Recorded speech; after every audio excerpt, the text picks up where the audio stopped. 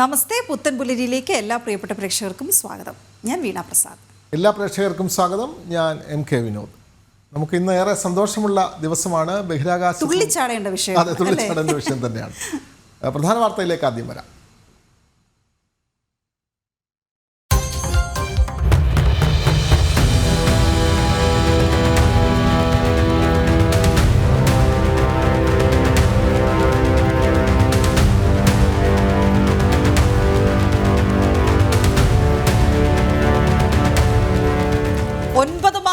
കാത്തിരിപ്പിന് വിരാമം. സുനിത വില്യംസും ബുച്ച് വിൽമോറും തിരികെ ഭൂമിയിൽ. പേടകം ഇന്ത്യൻ സമയം പുലർച്ചെ 3:27 കടൽ തൊട്ടു.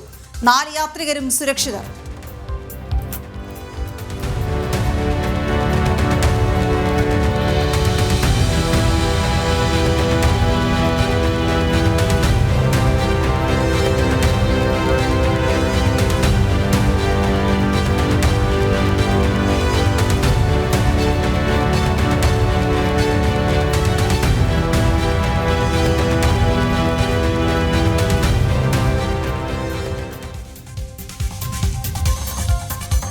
ഭാരതവംശജരുടെ ചരിത്രയാത്രയിൽ അഭിമാനമെന്ന് പ്രധാനമന്ത്രി. ഞങ്ങൾ ഹൃദയത്തോട് ചേർത്ത് പിടിക്കുന്നുവെന്നും നരേന്ദ്രമോദി. നാസയ്ക്കും ഇലോൺ മസ്കിനും നന്ദി പറഞ്ഞ് വൈറ്റ് ഹൗസ്.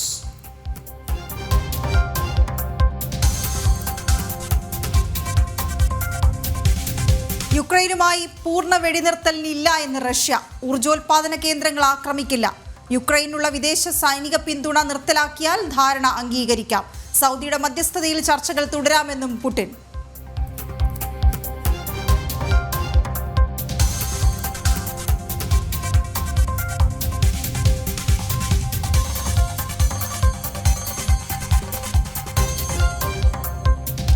സംസ്ഥാന വ്യാപക സമരത്തിന് മുനമ്പം ഭൂസംരക്ഷണ സമിതി. 14 ജില്ലകളിലും കളക്ടറേറ്റ് മാർച്ചും ധർണയും.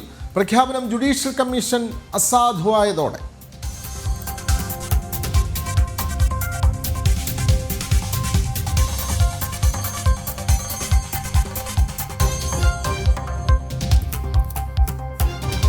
കോഴിക്കോട് ഈങ്ങപ്പുഴയിൽ ഭാര്യയെ വെട്ടിക്കൊന്നയാൾ അറസ്റ്റിൽ. പ്രതി യാസിർ പിടിയിലായത് മെഡിക്കൽ കോളേജ് പരിസരത്ത് നിന്ന്. ആരും കൊലയ്ക്ക് പിന്നിൽ ലഹരിയെന്ന് സൂചന.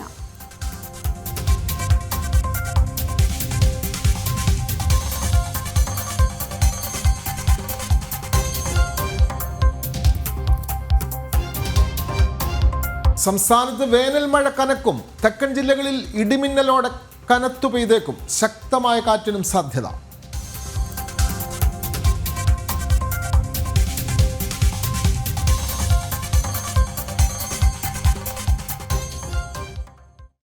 നമുക്ക് ആദ്യം ദൈവചിന്തയോടെ തുടങ്ങാം.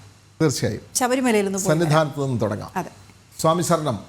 മീനമാസ പൂജകൾ പൂർത്തിയാക്കി ശബരിമല നട ഇന്ന് അടയ്ക്കും. ഉത്സവത്തിനായി ഏപ്രിൽ 1 വൈകിട്ട് 5 ഇനി നട തുറക്കുക. ഏപ്രിൽ 2 കൊടിയേറ്റ് നടക്കും. മനോജ് ചേരുന്നു. മനോജ്, സന്നിധാനത്ത് നിന്ന് എന്താണ് ഇന്ന് രാവിലെ ഉള്ള ഏറ്റവും പുതിയ വാർത്ത? ഇന്നലെ നടൻ മോഹൻലാൽ ദർശനമൊക്കെ നടത്തി. മീനമാസ പൂജകൾ പൂർത്തിയാക്കി ഇന്ന് നട അടയ്ക്കുന്നു. അടുത്ത മാസം സന്നിധാനത്ത് ഉത്സവമാണ്. കൂടുതൽ വിശേഷങ്ങൾ. വിനോദ്, വീണ, സ്വാമി ശരണം. ഇപ്പോൾ സന്നിധാനത്ത് വളരെയധികം ഭക്തിസാന്ദ്രമായിട്ടുള്ള ഒരു അന്തരീക്ഷം തന്നെയാണ്. ഇന്ന് രാത്രി 10 മണിയോടുകൂടി ഹരിവരാസനം പാടിയാണ് ഈ മീനമാസ പൂജകൾ പൂർത്തിയാക്കി ശബരിമല നട അടയ്ക്കുക. അതിനുശേഷം ഏപ്രിൽ 1 വൈകിട്ട് 5 മണിയോടെ നട തുറക്കും. 2 തീയതി കൊടിയേറ്റ് നടക്കും. ഉത്സവമാണ്, 18 ദിവസമുള്ള ഉത്സവം.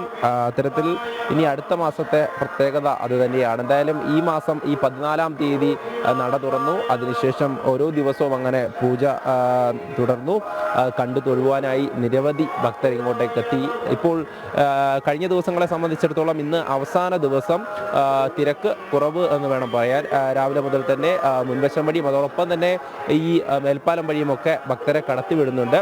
എന്തായാലും ആദ്യഘട്ടത്തിൽ, അതായത് ആദ്യ ദിവസം ഇതുവഴി മാത്രമായിരുന്നു ഭക്തരെ കടത്തിവിട്ടുകൊണ്ടിരുന്നത്. എന്നാൽ ആ ശ്രമം ദേവസ്വം ബോർഡൊക്കെ നേരത്തെ പറഞ്ഞിരുന്നത് ഇതുവഴി മാത്രം ഭക്തരെ കടത്തിവിടാൻ സാധിക്കുമെന്നാണ്. പിന്നീട് അത് മാറ്റുകയായിരുന്നു. അത്തരത്തിൽ ഒരു ശ്രമം നടത്തിയിരുന്നു. പക്ഷേ അത് പൂർണ്ണമായും നടത്താൻ പറ്റിയില്ല എന്നുള്ളതാണ്.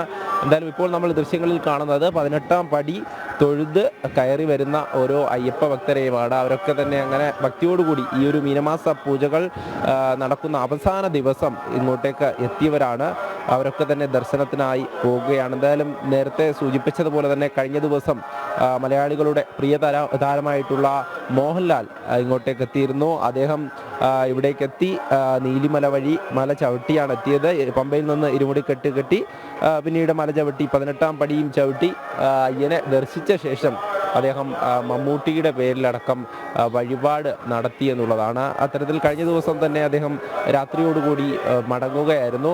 എന്തായാലും ഇപ്പോൾ ദൃശ്യങ്ങളിൽ നമുക്ക് കാണാം ഇരുമുടിക്കെട്ടുമായി വരുന്ന ഭക്തരുണ്ട്. അതോടൊപ്പം തന്നെ സിവിൽ ദർശനത്തിനായി ഇരുമുടിക്കെട്ടില്ലാതെ എത്തുന്ന ഭക്തരുണ്ട്.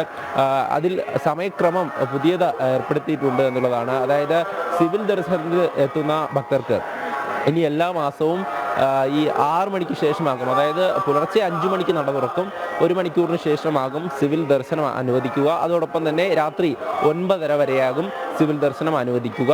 അതോടൊപ്പം തന്നെ എല്ലാ മാസപൂജകൾക്കും ഇനി പുലർച്ചെ 5 മണിക്ക് നട തുറന്ന് ഉച്ചയോടുകൂടി 1 മണിയോടുകൂടി അടയ്ക്കും. വൈകിട്ട് നട തുറന്നാൽ രാത്രി 10 മണിക്ക് ഹരിവരാസനം പാടിയാണ് നട അടയ്ക്കുക. അതിന് എല്ലാ മാസവും തുടരും എന്ന് തന്നെയാണ്, ആ സമയക്രമം പാലിക്കുമെന്ന് തന്നെയാണ് അറിയിച്ചിട്ടുള്ളത്. അതോടൊപ്പം തന്നെ സിവിൽ ദർശനത്തിനുള്ള നിയന്ത്രണങ്ങളും ഏർപ്പെടുത്തിയിട്ടുണ്ട്. കാരണം രാവിലെ തിരക്ക് കൂടുന്നതിനാലാണ് ഈ 1 മണിക്കൂർ വൈകി സിവിൽ ദർശനം അനുവദിച്ചിരിക്കുന്നതെന്നാണ് വ്യക്തമാക്കിയിട്ടുള്ളത്. എന്തായാലും ഈ സന്നിധാനത്തിൻ്റെ മുൻഭാഗമാണ് നമ്മൾ കാണുന്നത്, ഈ ക്ഷേത്രത്തിൻ്റെ മുൻഭാഗം.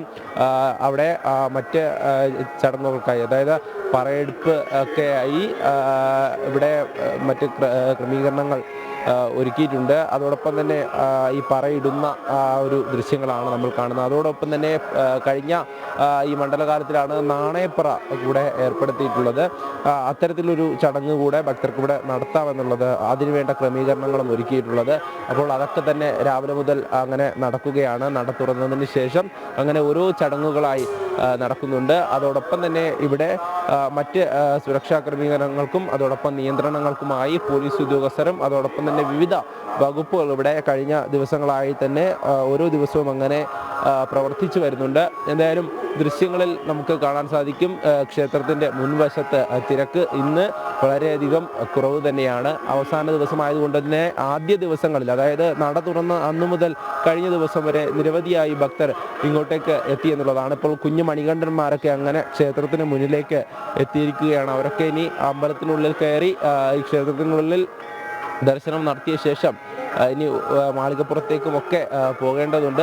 അങ്ങനെ കഴിഞ്ഞ ദിവസം മോഹൻലാലും ഇവിടേക്ക് എത്തി. അദ്ദേഹം മാളികപ്പുറത്തൊക്കെ പോയി തൊഴുത് എല്ലാ സ്ഥലങ്ങളിലുമൊക്കെ പോയതിനു ശേഷമാണ് അദ്ദേഹം രാത്രിയോടുകൂടി ഇവിടെ നിന്നും തിരികെ മടങ്ങിയത്. ഇപ്പോൾ മേൽപ്പാലം വഴി ഭക്തർ, സിവിൽ ദർശനത്തിനുള്ള ഭക്തർ എത്തുന്നുണ്ട്. നമുക്കത് ദൃശ്യങ്ങളിലൂടെ കാണാൻ സാധിക്കും. ഇനി അവിടെയും വലിയ തിരക്ക്, അതായത് ഇന്ന് സിവിൽ ദർശനത്തിനാണ് തിരക്ക് കൂടുതലെന്ന് നമുക്ക് ദൃശ്യങ്ങളിലൂടെ വ്യക്തമാണ്. കാരണം ഇരുമുടിക്കെട്ടുമായി വരുന്ന ഭക്തർ അവർ മുന്നിലൂടെ കയറുന്നുണ്ട്. അവരെയും ചിലരെയൊക്കെ ഈ മേൽപ്പാലം വഴി കടത്തിവിടുന്നുണ്ട്. ഇപ്പോൾ സിവിൽ ദർശനത്തിനായി എത്തുന്ന ഭക്തർ അങ്ങനെ ഈ മേൽപ്പാലത്തിൽ കാത്തു നിൽക്കുകയാണ്. പുലർച്ചെ 5 മണി മുതൽ നട തുറന്നു. പിന്നീട് ഓരോ പൂജകളായി തുടരുകയാണ്. നെയ്യഭിഷേകമുണ്ട്. മനോജ്, സന്നിധാനത്തെ മഴയുടെ വിശേഷങ്ങൾ കൂടി, മഴ നന്നായി അവിടെ പെയ്തിട്ടുണ്ടോ? ഭക്തർക്ക് മല കയറുന്നതിന് മഴ ഒരു പ്രയാസം സൃഷ്ടിച്ചിട്ടുണ്ടോ? ഇപ്പോൾ രാവിലെ മഴയില്ലാന്ന് തോന്നുന്നു, ഇന്നലെ രാത്രിയിലൊക്കെ നല്ല മഴ അനുഭവപ്പെട്ടു എന്ന് തോന്നുന്നു അല്ലേ? വിനോദ്, മഴ ഒരു തടസ്സമായി ഇതുവരെ മാറിയിട്ടില്ല എന്ന് വേണം പറയാൻ. കാരണം വലിയ രീതിയിലൊന്നും അങ്ങനെ മഴ പെയ്തിട്ടില്ല. രാത്രിയിൽ പെയ്യുന്നുണ്ടെങ്കിലും അതൊന്നും ഭക്തരെ സംബന്ധിച്ചിടത്തോളം ഒരു തടസ്സമല്ല. എന്തായാലും ഇന്ന് രാവിലെ മുതൽ ഈ മഴ പെയ്യുന്നില്ല. ഈ സന്നിധാനം നമുക്ക് കാണുമ്പോൾ തന്നെ മനസ്സിലാകും. അങ്ങനെ തന്നെ നിൽക്കുകയാണ്, ആ ഒരു അന്തരീക്ഷം അങ്ങനെ തന്നെ നിൽക്കുന്നു. എന്തായാലും ഭക്തർ ഇങ്ങോട്ടേക്ക് കഴിഞ്ഞ ദിവസമൊക്കെ നിരവധിയായി എത്തി. എന്തായാലും അവസാന ദിവസമാണ് ഇന്ന് ഈ മീനമാസ പൂജകൾ പൂർത്തിയാക്കി നട അടയ്ക്കുമ്പോൾ അയ്യനെ കണ്ടു തൊഴാൻ വേണ്ടി അങ്ങനെ ശരണമന്ത്രങ്ങളോടുകൂടി എത്തുന്ന ഭക്തരാണ്. അതിൽ ഇന്ന് സിവിൽ ദർശനം, അതായത് ഇരുമുടിക്കെട്ടില്ലാതെ എത്തുന്ന ഭക്തർ കുറേയധികമുണ്ട്. അവരൊക്കെ തന്നെ അങ്ങനെ ദർശനത്തിനായി കാത്തു നിൽക്കുന്ന ദൃശ്യങ്ങളാണ് നമ്മൾ കാണുന്നത്. ഇനി അവർ ഈ സോപാനത്തിനരികേക്ക്, അതായത് ഈ കാണുന്ന പാതയാണ് ആദ്യം ഈ പുതിയ ക്രമീകരണം ഏർപ്പെടുത്തുന്നതിന് മുൻപ് ഉണ്ടായിരുന്നത്. അതായത് 18ാം പടി കയറി എത്തുന്ന ഭക്തർ മേൽപ്പാലം വഴി ഈ പ്രദക്ഷിണം വെച്ചാണ് താഴേക്കിറങ്ങി സോപാനത്തിനരികേക്ക് പോവുക.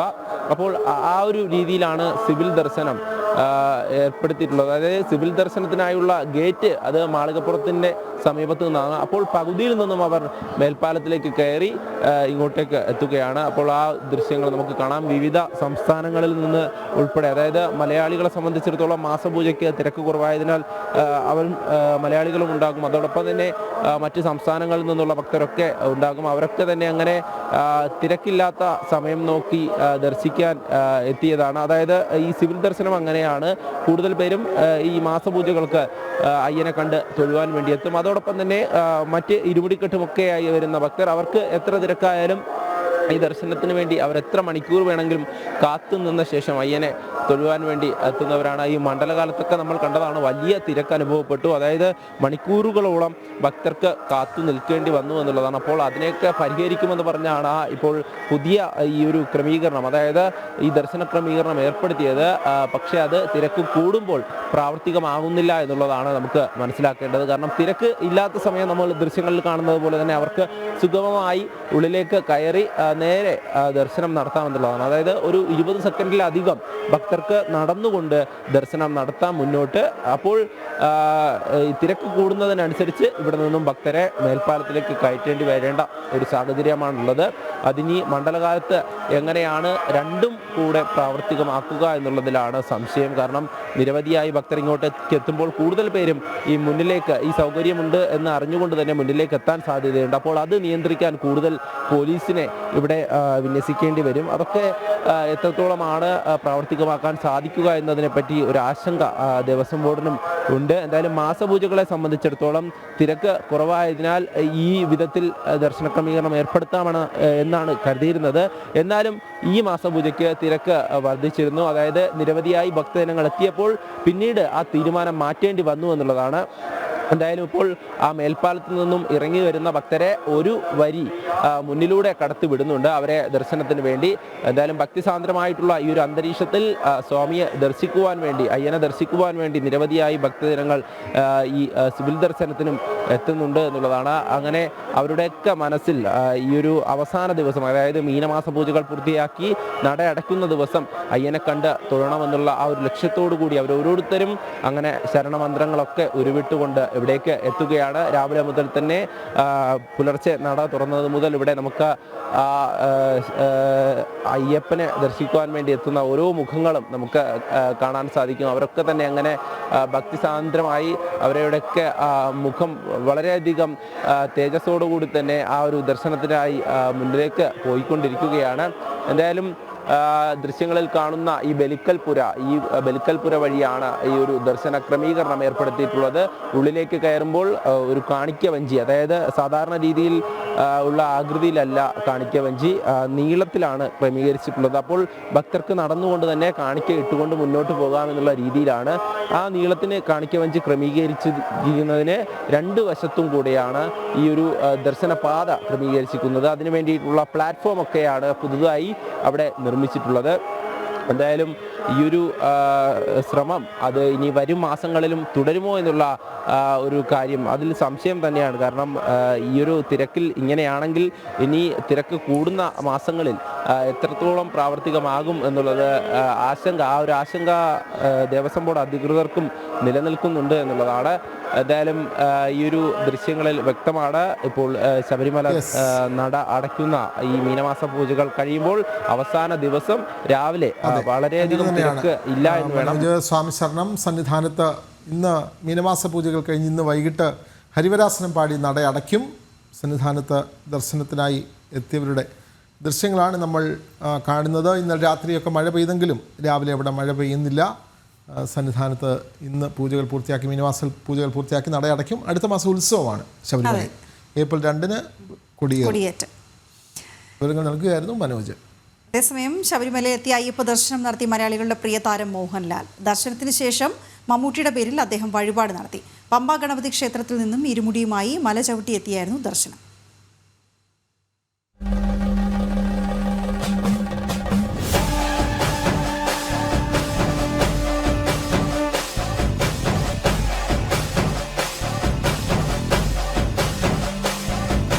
വ്രതം നോറ്റ് മാലയണിഞ്ഞ് പമ്പാ ഗണപതി ക്ഷേത്രത്തിലെത്തിയ മോഹൻലാൽ ശരണമന്ത്രധ്വനികളോടെ ഇരുമുടി കെട്ടി സുഹൃത്തുക്കളോടൊപ്പം മല ചവിട്ടി.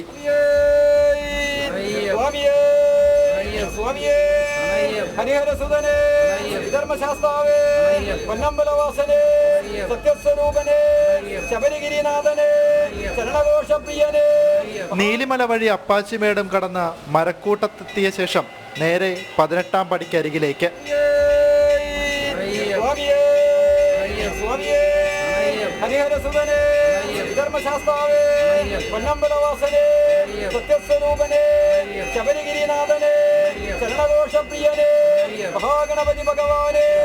നാളികേരമുടച്ച് പൊന്നു 18ാം പടി ചവിട്ടി അയ്യന് മുന്നിലെത്തി ദർശനം.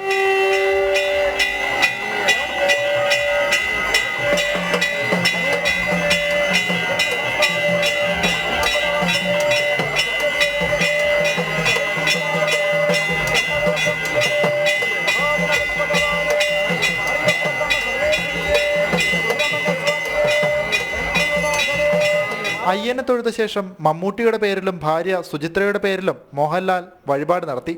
മുഹമ്മദ് കുട്ടി വിശാഖം നക്ഷത്രം എന്ന പേരിലായിരുന്നു മമ്മൂട്ടിക്കായി ഉഷപൂജ വഴിപാട് അർപ്പിച്ചത്. ദേവസ്വം അധികൃതരെയും തന്ത്രി കണ്ഠരര് ബ്രഹ്മദത്തനെയും സന്ദർശിച്ചതിന് പിന്നാലെ മാളികപ്പുറത്തേക്ക്. ശേഷം ഗസ്റ്റ് ഹൗസിൽ വിശ്രമിച്ച ശേഷമാണ് അദ്ദേഹം മലയിറങ്ങിയത്. എമ്പുരാൻ റിലീസിന് മുന്നോടിയായാണ് താരത്തിന്റെ ശബരിമല ദർശനം. ജനം, സന്നിധാനം. ഒടുവിൽ ആ ചരിത്ര നിമിഷം അല്ലേ? കാത്തിരിപ്പിന് വിരാമമായി സുനിത വില്യംസും ബുച്ച് വിൽമോറും ഭൂമിയിലെത്തി. ഇന്ന് രാവിലെ ഇന്ത്യൻ സമയം 3:27 ബഹിരാകാശ പേടകം അറ്റ്ലാന്റിക് സമുദ്രത്തിലിറങ്ങി. കൃത്യം 2:48 ഡി ഓർബിറ്റിംഗ് ആരംഭിച്ച പേടകത്തിൽ നിന്നും 4 യാത്രികരും സുരക്ഷിതരായി പുറത്തെത്തി. മുൻകൂട്ടി നിശ്ചയിച്ച പ്രകാരം ഡി ഓർബിറ്റിംഗ് ആരംഭിച്ചത് 2:48 കൃത്യമായി വേഗത കുറച്ച് ഭൗമാന്തരീക്ഷത്തിലേക്ക് പ്രവേശിച്ച പേടകം അറ്റ്ലാന്റിക് സമുദ്രത്തിലെ ഗൾഫ് ഓഫ് മെക്സിക്കോയിൽ സുരക്ഷിതമായി ഭൂമിയെ തൊട്ടു. 2 ഘട്ടമായി 4 പാരഷൂട്ടുകൾ വിടർത്തി പേടകത്തിന്റെ ഗതിവേഗം കൃത്യമായി നിയന്ത്രിച്ച് 3:27 സമുദ്രത്തിൽ ഇറങ്ങി.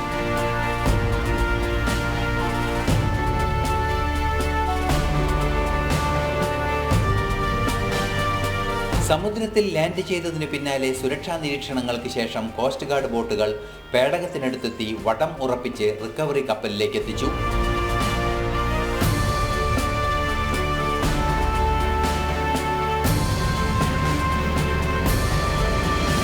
അല്പനേരത്തെ കാത്തിരിപ്പിന് ശേഷം ബഹിരാകാശ യാത്രികരെ ഓരോരുത്തരെയായി പുറത്തിറക്കി.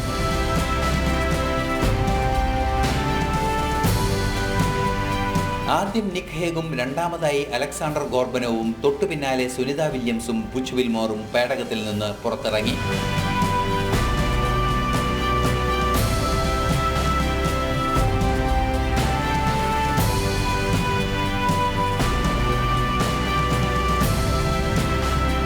ബഹിരാകാശ യാത്രികരെ തുടർ പരിശോധനകൾക്കായി മെഡിക്കൽ സെന്ററിലേക്ക് മാറ്റി. 9 മാസങ്ങൾക്ക് മുമ്പ് 6 ദിവസത്തെ ബഹിരാകാശ യാത്രയ്ക്കായി പുറപ്പെട്ട സുനിത വില്യംസ് പേടകത്തിനുണ്ടായ സാങ്കേതിക തകരാറിനെ തുടർന്ന് അവിടെ കുടുങ്ങുകയായിരുന്നു. ബഹിരാകാശത്ത് ചെടികൾ മുളപ്പിക്കുന്നതുൾപ്പെടെയുള്ള വിവിധ പരീക്ഷണങ്ങൾ സുനിത വില്യംസും കൂട്ടരും നടത്തിയിരുന്നു. വലിയൊരു ദൗത്യം വിജയകരമായി പൂർത്തിയാക്കിയതിൻ്റെ ആഘോഷത്തിലാണ് ഇന്ന് ലോകം മുഴുവനും. സയൻസ് ഡെസ്ക്, ജനം. പറയാൻ വാക്കുകളില്ല. സത്യം, എങ്ങനെയൊക്കെ പറഞ്ഞ് വിശേഷിപ്പിക്കണം എന്നറിയില്ല. നേരത്തെ ഞാൻ തുള്ളിച്ചാടി എന്ന് പറഞ്ഞതിനൊക്കെ പ്രേക്ഷകരുടെ കമന്റ് ഉണ്ടായിരുന്നു. അതെ, പക്ഷെ അതാണ് സാഹചര്യം. കാരണം ഞാൻ കുറച്ചു മുമ്പ് പറഞ്ഞതുപോലെ, വിനോദിനോട് അല്ലാതെ ഓഫെയറിൽ സംസാരിച്ചതുപോലെ, മനുഷ്യനുള്ള കാലത്തോളം സുനിത വില്യംസിനെ മറക്കാൻ കഴിയില്ല. പറയുന്നത് അങ്ങനെയാണ്. എനിക്ക് ബഹിരാകാശം മിസ് ചെയ്യും. അവിടുത്തെ ഓർമ്മകളെ എങ്ങനെ സൂക്ഷിക്കണം എന്നറിയില്ല. തിരികെ യാത്ര പുറപ്പെടും മുമ്പ് സുനിത വില്യംസ് പറഞ്ഞ വാക്കുകളിലുണ്ട് ആ ധീര വനിതയുടെ വലിപ്പം. സ്ത്രീശക്തിയുടെ അടയാളപ്പെടുത്തലിന് 1-ാം പേരാകുന്നു സുനിത വില്യംസ്.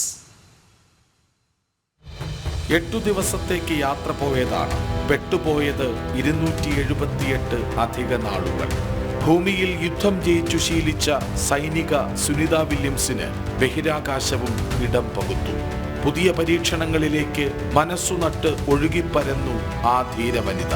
ഒരു ദിനം 16 വട്ടം സൂര്യൻ ഉദിച്ചസ്തമിച്ചു കൺമുന്നിൽ. അതിജീവനത്തിന് ആസ്വാദനമെന്ന അർത്ഥം അടിവരയിട്ടു അവർ. മുളച്ച ചീരയുടെ ചോപ്പ് കണ്ട് ചിരിച്ചു. അച്ചടിച്ചു വന്ന കളർപ്പടങ്ങളിലൊന്നിലും ആകാംക്ഷയുടെ തരി പോലുമില്ല ആ മുഖത്ത്.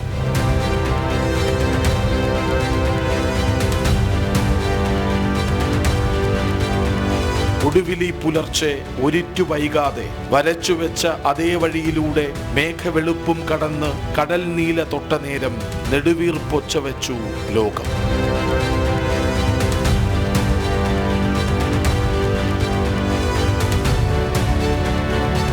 പ്രിയപ്പെട്ട സുനിത വില്യംസ്, നിങ്ങൾ സ്വയം ഒരു സ്വപ്നമാണ്. ഞങ്ങളത് വീണ്ടും വീണ്ടും കാണട്ടെ. സ്പേസ് ഡെസ്ക്, ജനം. അതെ, സുനിത വില്യംസ് ഒരു സ്വപ്നം തന്നെയാണ് തീർച്ചയായും. അല്ലേ? സ്വപ്നം താണിറങ്ങി വന്നതോ എന്നൊക്കെ കവികളുണ്ടെങ്കിൽ വിശേഷിപ്പിച്ചേനെ. അതെ, പക്ഷേ ഇത്രയും ദിവസം അവർ ബഹിരാകാശത്ത് കഴിയുമ്പോൾ പ്രാർത്ഥനകളുമായി ഇവിടെ ഒരു വലിയ ലോകം ഉണ്ടായിരുന്നു, പരീക്ഷണങ്ങളുമായി വലിയ ലോകം ഉണ്ടായിരുന്നു. സയൻസിനൊപ്പം സഞ്ചരിച്ച് ഇവരെ സുരക്ഷിതരായി എങ്ങനെ ഭൂമിയിൽ തിരിച്ചെത്തിക്കാം, അവരെ എങ്ങനെ ബഹിരാകാശത്ത് സുരക്ഷിതരായി നിലനിർത്താം എന്നൊക്കെയുള്ള അവരുമൊക്കെയും ഈ വിജയത്തിൽ പങ്കാളികളാണെന്ന് ഈ ഘട്ടത്തിൽ പറയാതിരിക്കാൻ കഴിയില്ല. ഇനി നമുക്ക് സംസ്ഥാനത്തേക്ക് ഇറങ്ങി വരാം. ഇന്നലെ സംസ്ഥാനത്തെ മിക്ക ജില്ലകളിലും നല്ല മഴയായിരുന്നു. നല്ല മഴ, കനത്ത തലസ്ഥാന ജില്ലയിലൊക്കെ പല റോഡുകളും ഒറ്റ മഴയ്ക്ക് റോഡിൽ മുങ്ങിപ്പോയി എന്നുള്ളതാണ്. അതെന്താ വെച്ചാൽ ഈ മഴക്കാലം കണക്കാക്കി ചില കൺകെട്ട് വിദ്യകളൊക്കെ കോർപ്പറേഷനുകൾ കാണിക്കാറുണ്ട്. ഇത് വേനൽ മഴ ഇത്രയും തകർത്ത് പെയ്യുമെന്ന് പ്രതീക്ഷിക്കുന്നുമില്ല, അത്രയധികം മുന്നൊരുക്കങ്ങളൊന്നും നടത്തിയിട്ടുമില്ല. അതിൻ്റെ പണിയാണിപ്പോൾ നഗരവാസികളും താഴ്ന്ന പ്രദേശങ്ങളിലുള്ളവരൊക്കെ അനുഭവിച്ചുകൊണ്ടിരിക്കുന്നത്. കാരണം ഒറ്റ മഴയിൽ തന്നെ വെള്ളം പൊങ്ങി റോഡുകളിലെല്ലാം വെള്ളക്കെട്ടാണ് രൂപപ്പെട്ടത്.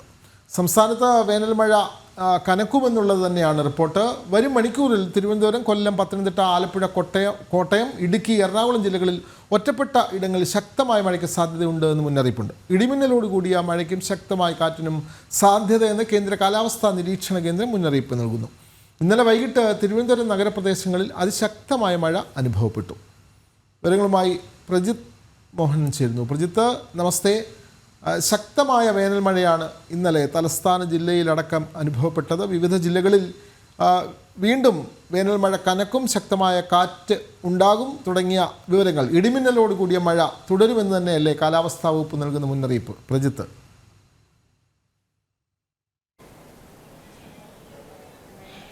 ഒറ്റപ്പെട്ട ഇടങ്ങളിൽ ഇടിമിന്നലോടുകൂടി കനത്ത മഴയ്ക്ക് സാധ്യതയുണ്ട് എന്ന് തന്നെയാണ് കാലാവസ്ഥാ നിരീക്ഷണ കേന്ദ്രം അറിയിക്കുന്നത്. പ്രത്യേകിച്ച് ഒരു മഴ സാധാരണഗതിയിലുള്ള മഴ അലർട്ടുകളിലേക്ക് വരുമ്പോൾ ഇന്ന് സംസ്ഥാനത്തെ എല്ലാ ജില്ലകളിലും ഗ്രീൻ അലർട്ടുണ്ട്.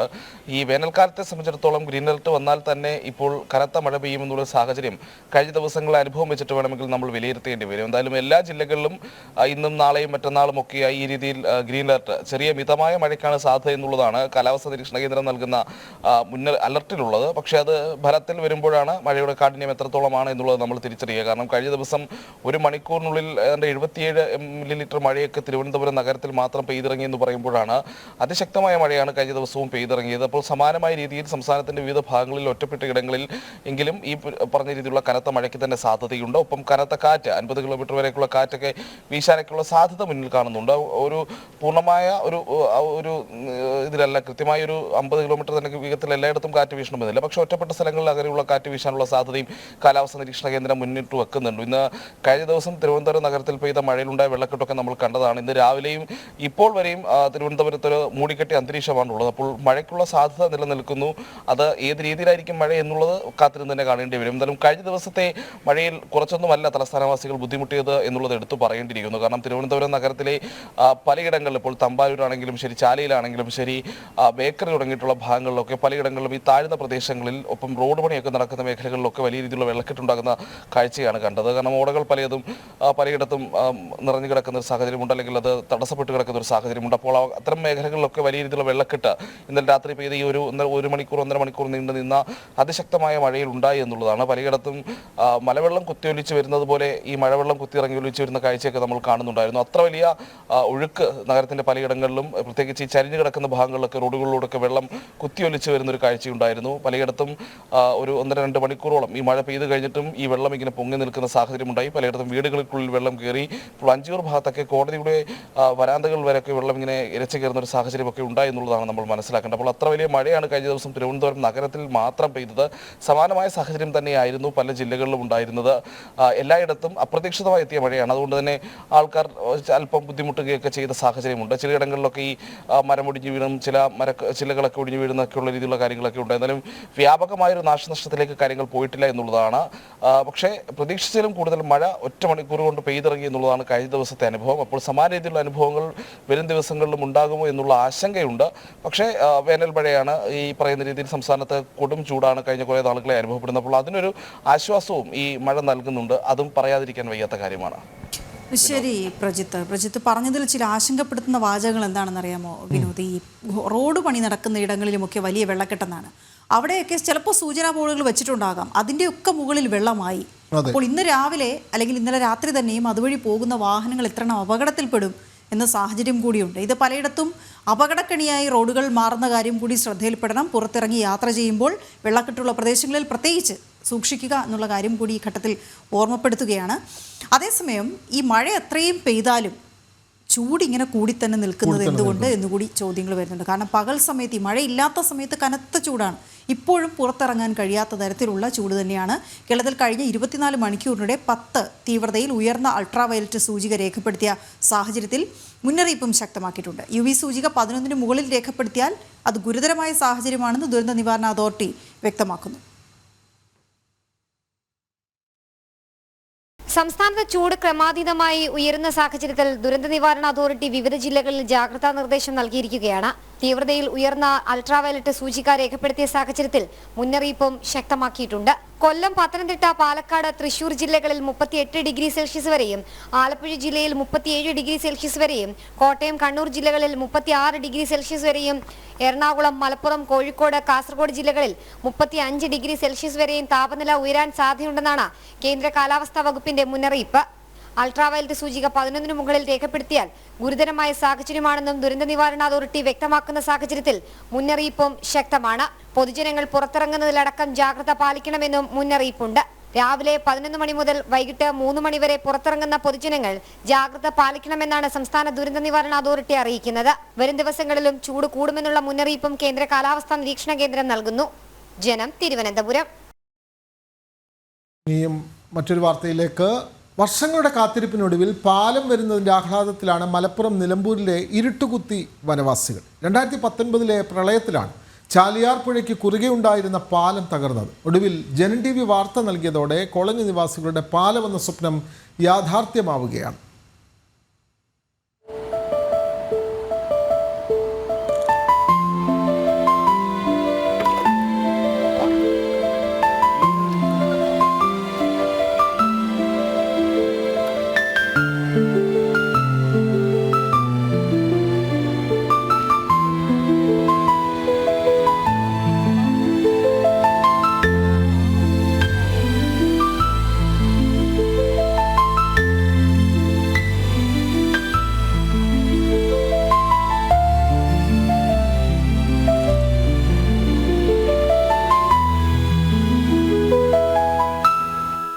കോളനികളാണ് ഈ കാണുന്ന പുഴയ്ക്കപ്പുറം താമസിക്കുന്നത്.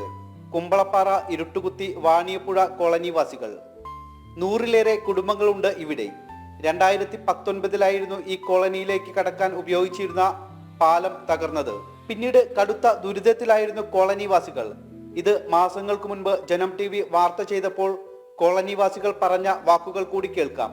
ഇതൊക്കെ നിങ്ങൾക്ക് അറിയാണ്ട് നമ്മുടെ നാല് സർക്കാരുണ്ട്. അടങ്ങാറ് മാത്രമേ ഉള്ളൂ.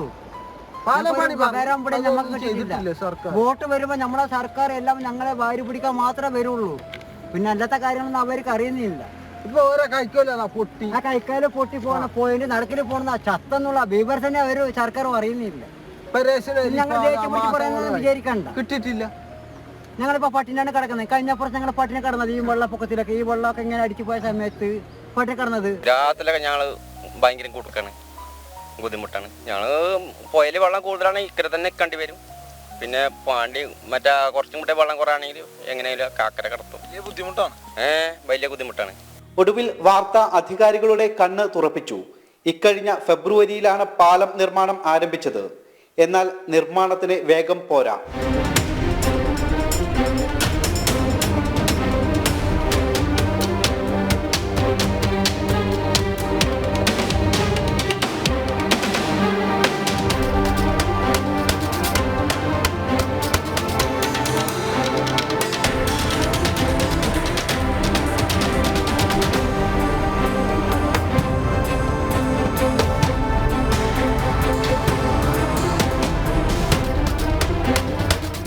ഏകദേശം 100-ൽ പരം വീടുകൾ ഇതിനപ്പുറമുണ്ട്.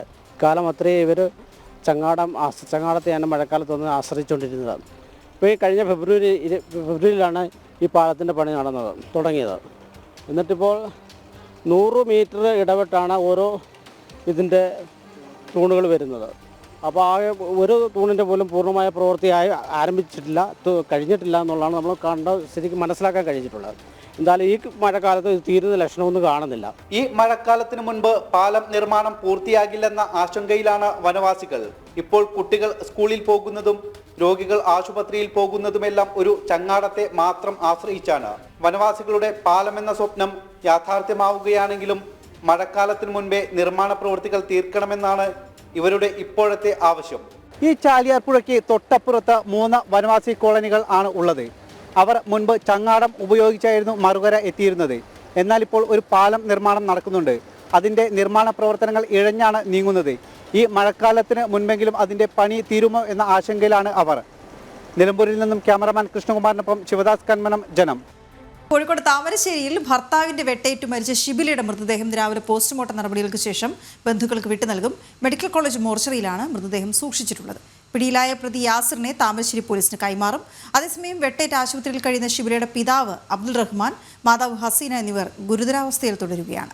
ദിസ്ന സുരേഷ് ചേരുന്നുണ്ട് വിവരങ്ങളുമായി. ദിസ്ന, ആദ്യം അറിയേണ്ടത് യാസിറിനെ ഇന്നലെ രാത്രി വൈകി പിടികൂടുമ്പോൾ അത് മെഡിക്കൽ കോളേജ് പരിസരത്ത് നിന്നാണ് എന്നുള്ളതാണ് മനസ്സിലാക്കേണ്ടത്. ഇങ്ങനെ യാസിർ എന്തിന് അവിടെ എത്തി എന്നുള്ളതും വളരെ പ്രധാനമാണ്. പ്രത്യേക മാനസികാവസ്ഥയിലുള്ള ഒരു പ്രതി കൂടിയാണ്. ഏതായാലും ഈ മനസ്സിലാക്കാൻ ഇപ്പോൾ കഴിയുന്നതനുസരിച്ചാണെങ്കിൽ ഷിബിലയുടെ മൃതദേഹം രാവിലെ പോസ്റ്റ്മോർട്ടം നടപടികൾക്ക് ശേഷം ബന്ധുക്കൾക്ക് വിട്ടു നൽകുമെന്നുള്ളത് വളരെ പ്രധാനപ്പെട്ട ഒരു കാര്യം. അതേസമയം അച്ഛൻ്റെയും അമ്മയുടെയും ഇപ്പോഴത്തെ ആരോഗ്യാവസ്ഥ എന്താണ് എന്നുള്ളത് വളരെ ഗുരുതരാവസ്ഥയിൽ തുടരുന്നു. ഇവർ ഈ ഷിബിലയുടെ മൃതദേഹമുള്ളതും ഈ മറ്റ് പരിക്കേറ്റവർ കഴിയുന്നതും മെഡിക്കൽ കോളേജ് ആശുപത്രിയിലാണ് എന്നിരിക്കുക. മെഡിക്കൽ കോളേജ് പരിസരത്ത് നിന്നാണ് യാസിറിനെ അറസ്റ്റ് ചെയ്തത് എന്നുകൂടി വളരെ പ്രധാനപ്പെട്ടൊരു കാര്യമാണ്. എന്തിനായിരിക്കും യാസിർ ഇവിടെ എത്തിയത് എന്നുള്ള ചോദ്യങ്ങൾ കൂടി പ്രസക്തമാണ്. ദിസ്ന, വിവരങ്ങൾ.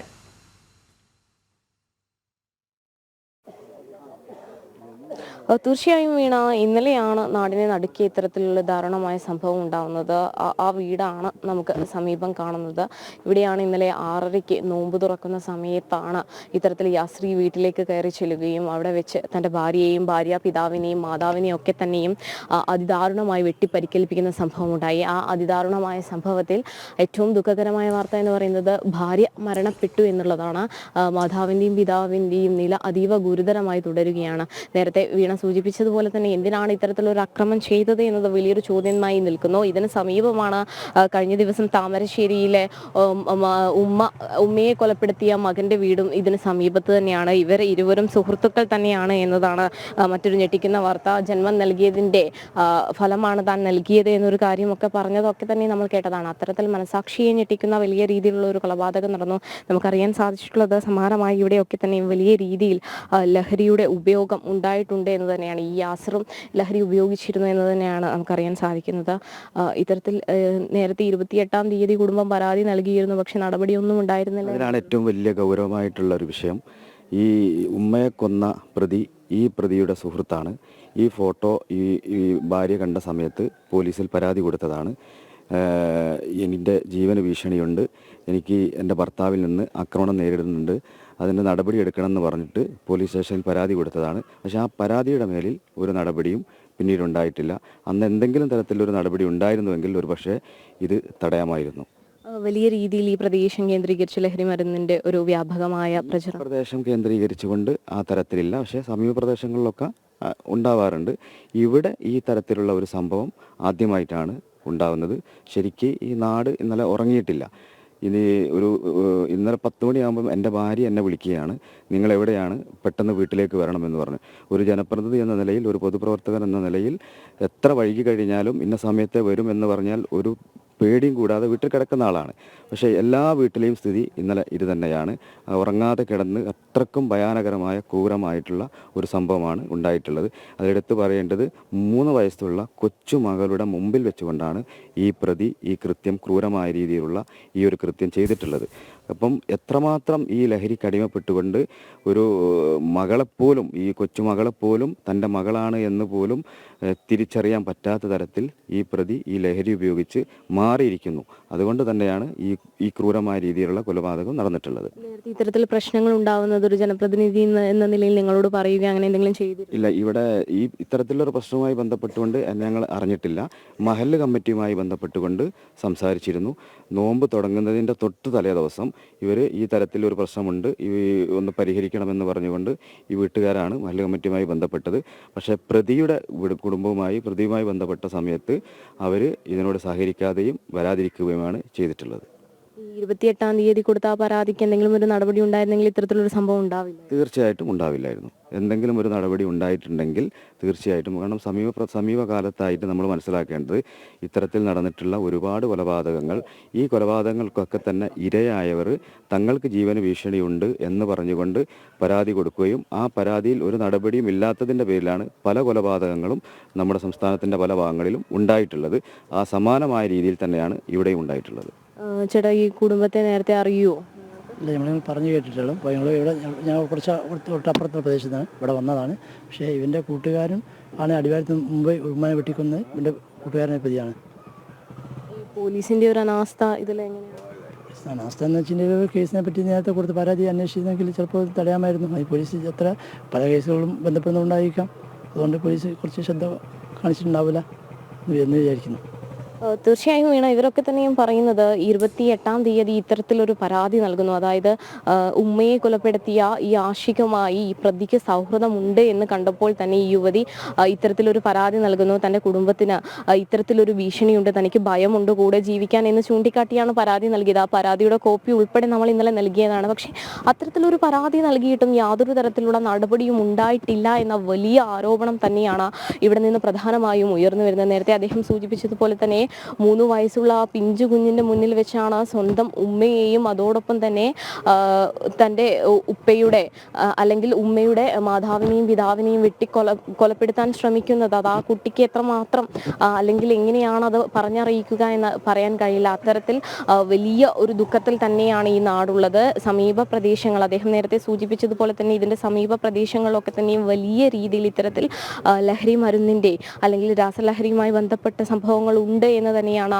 ആളുകൾ പറയുന്നത്. നിരവധി തവണ ഇവർ പരാതി കൊടുത്തു. പക്ഷേ പരാതി കൊടുത്തു കഴിഞ്ഞാൽ ഈ പരാതി കൊടുത്തവർ പ്രതിയായി മാറുന്ന ഒരു വിചിത്ര അല്ലെങ്കിൽ ഒരു കേസിലേക്ക് മാറുകയാണ്. അവരെ ഏതെങ്കിലും തരത്തിൽ കേസിൽ കൊടുക്കുന്ന ഒരു രീതിയിലേക്ക് മാറുകയാണ്. അതുകൊണ്ട് തന്നെ ഇവിടുത്തെ നാട്ടുകാർക്ക് ഈ സംഭവവുമായി ബന്ധപ്പെട്ട് പ്രതികരിക്കുവാനും പേടിയാകുന്നു എന്നൊരു കാര്യം തന്നെയാണ് പറയുന്നത്. നമ്മൾ കണ്ടതാണ്, സമാനമായ നിരവധി കേസുകളാണ് ഈ അടുത്തൊക്കെ ഉണ്ടായത്. താമരശ്ശേരിയിലെ ഷഹബാസിന്റെ കൊലപാതകം, അത് വിദ്യാർത്ഥികൾ ചേർന്ന് നടത്തുന്നു. അതോടൊപ്പം തന്നെ ഉമ്മയെ കൊലപ്പെടുത്തിയ ആഷിക്ക്, അത്തരത്തിൽ സമാനമായ നിരവധി സംഭവങ്ങൾ ഉണ്ടാകും. ഈ ഉമ്മയെ കൊലപ്പെടുത്തിയതിന് ശേഷം ആഷിക്ക് പറഞ്ഞൊരു കാര്യമുണ്ട്, അതായത് തനിക്ക് ജന്മം തന്നതിൻ്റെ ഏറ്റവും വലിയ കൂലിയാണ് താൻ നൽകിയത്. അത്തരത്തിൽ യാതൊരു തരത്തിലുള്ള ഒരു കുറ്റബോധവും ഇല്ലാതെ തന്നെയായിരുന്നു യാസിറിനെയും ഇന്നലെ മെഡിക്കൽ കോളേജ് പോലീസിന്റെ കയ്യിൽ കിട്ടിയപ്പോൾ യാസിറിന്റെ മുഖഭാവത്തിൽ നിന്ന് നമുക്ക് മനസ്സിലാക്കാൻ സാധിച്ചത് യാതൊരു തരത്തിലുള്ള വ്യത്യാസവും യാസിറിനും ഉണ്ടായിരുന്നില്ല. എന്തോ വലിയ കാര്യം ചെയ്ത പോലെ തന്നെയാണ് യാസിറും ഉണ്ടായത്. പ്രത്യേകിച്ച് ആ പ്രതിയെ പിടികൂടുന്നത് മെഡിക്കൽ കോളേജ് പാർക്കിംഗ് ഏരിയയിലാണ് എന്നുള്ളതാണ് ഏറ്റവും വലിയ ഒരു കാര്യമായി പറയുന്നത്. കാരണം ഈ പ്രതിക്ക് വേണ്ടി പോലീസ് വലിയ രീതിയിലുള്ള തെരച്ചിൽ നടത്തുന്നു. ബാലുശ്ശേരി എസ്റ്റേറ്റ് മുക്കിലെ ഒരു പെട്രോൾ പമ്പിൽ നിന്നും പ്രതി പെട്രോൾ അടിച്ചു മടങ്ങുന്നത് കണ്ടവരുണ്ട്. എന്നിട്ടും ഇയാൾ ഇവിടെ വന്ന് ഒളിച്ചു നിൽക്കുകയും പിന്നീട് നാട്ടുകാർ പ്രതിയെ പിടികൂടി പോലീസിൽ ഏൽപ്പിക്കുകയും ചെയ്യുന്നൊരു സാഹചര്യമൊക്കെ ഉണ്ടായി. എന്തായാലും വലിയ രീതിയിലുള്ള പ്രതിഷേധം തന്നെയാണ് പോലീസ് സ്റ്റേഷന് മുന്നിൽ നാട്ടുകാർ ഉയർത്തിയത്. അപ്പോഴൊക്കെ തന്നെയും പോലീസ് ഈ നാട്ടുകാരെ ഒക്കെ തന്നെയും ശാന്തരാക്കാൻ വലിയ രീതിയിൽ പരിശ്രമിച്ചു എന്നുള്ളതാണ്. എന്തായാലും ഈ വീട്, എനിക്ക് പിറകിൽ കാണുന്ന ഈ വീട്ടിൽ 3 വയസ്സുള്ള ആ കൊച്ചുമകൾ അല്ലെങ്കിൽ ആ മകൾ പിച്ചവെച്ച് നടക്കുന്ന ആ ഒരു പ്രായത്തിൽ തന്നെയാണ് ഇത്തരത്തിലുള്ളൊരു സംഭവം ഉണ്ടായിരിക്കുന്നത്. നേരത്തെ അദ്ദേഹം സൂചിപ്പിച്ചതുപോലെ തന്നെ ദാരുണമായ ഒരു സംഭവം. അതിൽ ഷിബിലി, അതായത് ആ കുട്ടിയുടെ ഉമ്മ മരിച്ചിരിക്കുന്നു. നമുക്കറിയാം നമുക്കറിയാം ഇവർ സ്നേഹിച്ച് വിവാഹം കഴിച്ചവരാണ്. എന്തിനാണ് ഇത്തരത്തിലൊരു ദാരുണമായ സംഭവം ചെയ്തത് എന്ന ചോദ്യം മാത്രമാണ് ബാക്കി നിൽക്കുന്നത്. ഇതിന്റെ ലഹരി മരുന്ന് ഉപയോഗവും ഒക്കെയാണല്ലോ ഇതിന് കാരണമായി പറയുന്നത്. ഇതിപ്പോൾ എന്ത് സംഭവിച്ചാലും, എന്ത് കൊലപാതകമോ എന്ത് ഒരു ക്രൈം നടന്നാലും അപ്പോൾ തന്നെ മയക്കുമരുന്നിന് അടിമയായിരുന്നു, ലഹരിക്ക് അടിമയായിരുന്നു എന്നൊരു വാചകമാണ് ആദ്യം പറയുന്നത്. അതൊരു യാഥാർത്ഥ്യം തന്നെയാണ്. പക്ഷേ എങ്കിൽ പോലും അതിനെ ഒരു കാരണമായി കണ്ട് നിസാരവൽക്കരിച്ചു പോകുന്നുണ്ടോ എന്നുള്ള കാര്യവും സംശയിക്കേണ്ടിയിരിക്കുന്നു. ഇതൊക്കെ ഒരു പ്രത്യേകതരം മാനസികാവസ്ഥയാണ്. ഈ കൊലപാതകത്തിന് ശേഷം പോയി ഇഫ്താറിൽ പങ്കെടുക്കുക, ഇതൊരു നോമ്പുകാലം കൂടിയാണ്. അവിടെ പോയി ഇഫ്താറിൽ പങ്കെടുക്കുക, അതിനുശേഷം പെട്രോൾ അടിക്കാൻ ചെല്ലുക, എന്നിട്ട് അവിടുന്ന് പൈസ കൊടുക്കാതെ മുങ്ങുക. ഇതൊക്കെ എന്തുതരം മാനസികാവസ്ഥയാണെന്ന് മനസ്സിലാക്കാൻ കഴിയുന്നില്ല. ഇത്രയ്ക്ക് അധികം ലഹരിക്ക് അടിമയായി പോയിരിക്കുന്നു നമ്മുടെ ജനങ്ങൾ എല്ലാവരും എന്ന ചിന്തയാണ്. ലഹരി മാത്രമല്ല, ഇപ്പോൾ പ്രായം നമ്മൾ നോക്കണം. ഇന്നലെ 12 വയസ്സുള്ള ഒരു ബാലികയാണ് ഒരു കൊച്ചു കുഞ്ഞിനെ കൊലപ്പെടുത്തിയെന്നുള്ള വളരെ ഞെട്ടിപ്പിക്കുന്ന വാർത്ത വരുന്നത്. അപ്പോൾ പ്രായമൊന്നും ഇതിനൊരു ഘടകമല്ല. മുഴുവൻ മനുഷ്യരുടെയും മാനസികാവസ്ഥ മാറിപ്പോകുന്നു എന്നുള്ളതാണ്. അത് പ്രായഭേദമുണ്ട്. കൊച്ചുകുട്ടികളുടെ മാനസികാവസ്ഥ പോലും മാറ്റമുണ്ട്. സ്നേഹം കിട്ടില്ല എന്നുള്ള ഒരു സങ്കടം കൊണ്ട് രൂപപ്പെട്ട മറ്റൊരു ക്രൂരമായ കൃത്യമാണ് ആ കുഞ്ഞ് ചെയ്തത്. അത്തരത്തിലുള്ള വാർത്തകളാണ് ദിനംപ്രതി വന്നുകൊണ്ടിരിക്കുന്നത്. ഏതായാലും ഇതിനെതിരെ ഇപ്പോൾ ഈ പ്രത്യേകിച്ച് കുട്ടികൾക്കിടയിൽ അല്ലെങ്കിൽ ക്യാമ്പസുകളിൽ കൂടി വരുന്ന ഇത്തരം ക്രിമിനൽ കൂടുതൽ പ്രശ്നങ്ങൾ ഉണ്ടായി വരുന്നതിനെതിരെയൊക്കെ സർക്കാർ എന്ത് ചെയ്യുന്നു എന്ന ചോദ്യങ്ങൾ ബാക്കി നിൽക്കുകയാണ്. എന്തെങ്കിലും ചെയ്യുന്നുണ്ടെങ്കിൽ ഞങ്ങൾ റിപ്പോർട്ട് ചെയ്യാം. പ്രത്യേക യോഗം തന്നെ മുഖ്യമന്ത്രി വിളിക്കാൻ തീരുമാനിച്ചു എന്നുള്ളതാണ് ഇന്നലെ നൽകിയ മറ്റൊരു. അതെ, ആ യോഗങ്ങൾ പലതും നമ്മൾ കണ്ടിട്ടുണ്ട്. യോഗങ്ങൾ എടുക്കുന്ന തീരുമാനങ്ങൾ നടപ്പിലാക്കുന്നത് എത്രത്തോളം എന്ന് ചിന്തിക്കുമ്പോഴാണ് നമുക്ക് ഈ പ്രശ്നങ്ങളുടെ എല്ലാം കാതലായ അതിൻ്റെ ഒരു കാരണത്തിലേക്ക് നമ്മൾ എത്തിച്ചേരുന്നത്. ഓക്കെ, നമുക്ക് മറ്റൊരു വിഷയത്തിലേക്ക് പോകാം. നാഗ്പൂരിൽ കലാപത്തിന് ശ്രമിച്ച തീവ്ര ഇസ്ലാമിസ്റ്റുകൾക്കെതിരെ കടുത്ത നടപടിയുമായി സംസ്ഥാന സർക്കാർ. സംഘർഷത്തിൽ 65 അക്രമികളെ അറസ്റ്റ് ചെയ്തു. നഗരത്തിൽ കർഫ്യൂ പ്രഖ്യാപിച്ച് കനത്ത സുരക്ഷ തുടരുകയാണ്. സംഘർഷം ആസൂത്രിതമാണെന്ന് മുഖ്യമന്ത്രി ദേവേന്ദ്ര ഫട്നാവിസ് പറഞ്ഞു. ജിഷ്ണു ചേരുന്ന വിവരങ്ങളുമായി. ജിഷ്ണു, വിവരങ്ങൾ എന്താണ്?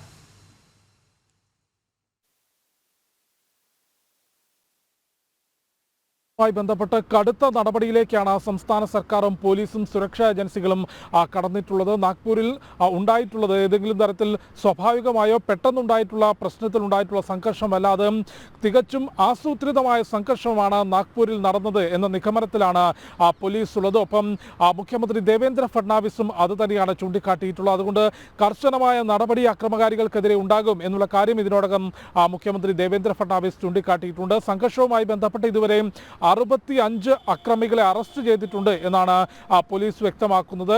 നിരവധി പേരെ കസ്റ്റഡിയിലെടുത്ത് ചോദ്യം ചെയ്യുന്നുണ്ട്. CCTV ദൃശ്യങ്ങൾ പരിശോധിച്ചുകൊണ്ട് അന്വേഷണം പുരോഗമിക്കുകയാണ്. സംഘർഷത്തിന്റെ പശ്ചാത്തലത്തിൽ നാഗ്പൂർ നഗരത്തിൽ കർഫ്യൂ പ്രഖ്യാപിച്ചുകൊണ്ട് കനത്ത സുരക്ഷാ വലയത്തിലാണ് ഇപ്പോൾ നാഗ്പൂർ നഗരമുള്ളത്. നിരവധി മേഖലകൾ, അതായത് കോട്ട്വാലി, ഗണേഷ്പേട്ട്, കൂടാതെ ലക്ദഗഞ്ച്, പച്പോളി, ശാന്തിനഗർ, സക്കർധാര, സന്തൻവാൻ തുടങ്ങിയിട്ടുള്ള മേഖലകളിലാണ് ഇപ്പോൾ കർഫ്യൂ പ്രഖ്യാപിച്ചുകൊണ്ട് കനത്ത സുരക്ഷാ ക്രമീകരണങ്ങൾ പോലീസ് ഒരുക്കിയിട്ടുള്ളത്. യാതൊരു തരത്തിലും തുടർ സംഘർഷമോ അതൊരു വലിയ കലാപത്തിലേക്കോ പോകാതിരിക്കാനുള്ള പ്രതിരോധ നടപടികൾ സുരക്ഷാ ഏജൻസികളും പോലീസും സ്വീകരിച്ചിട്ടുണ്ട്.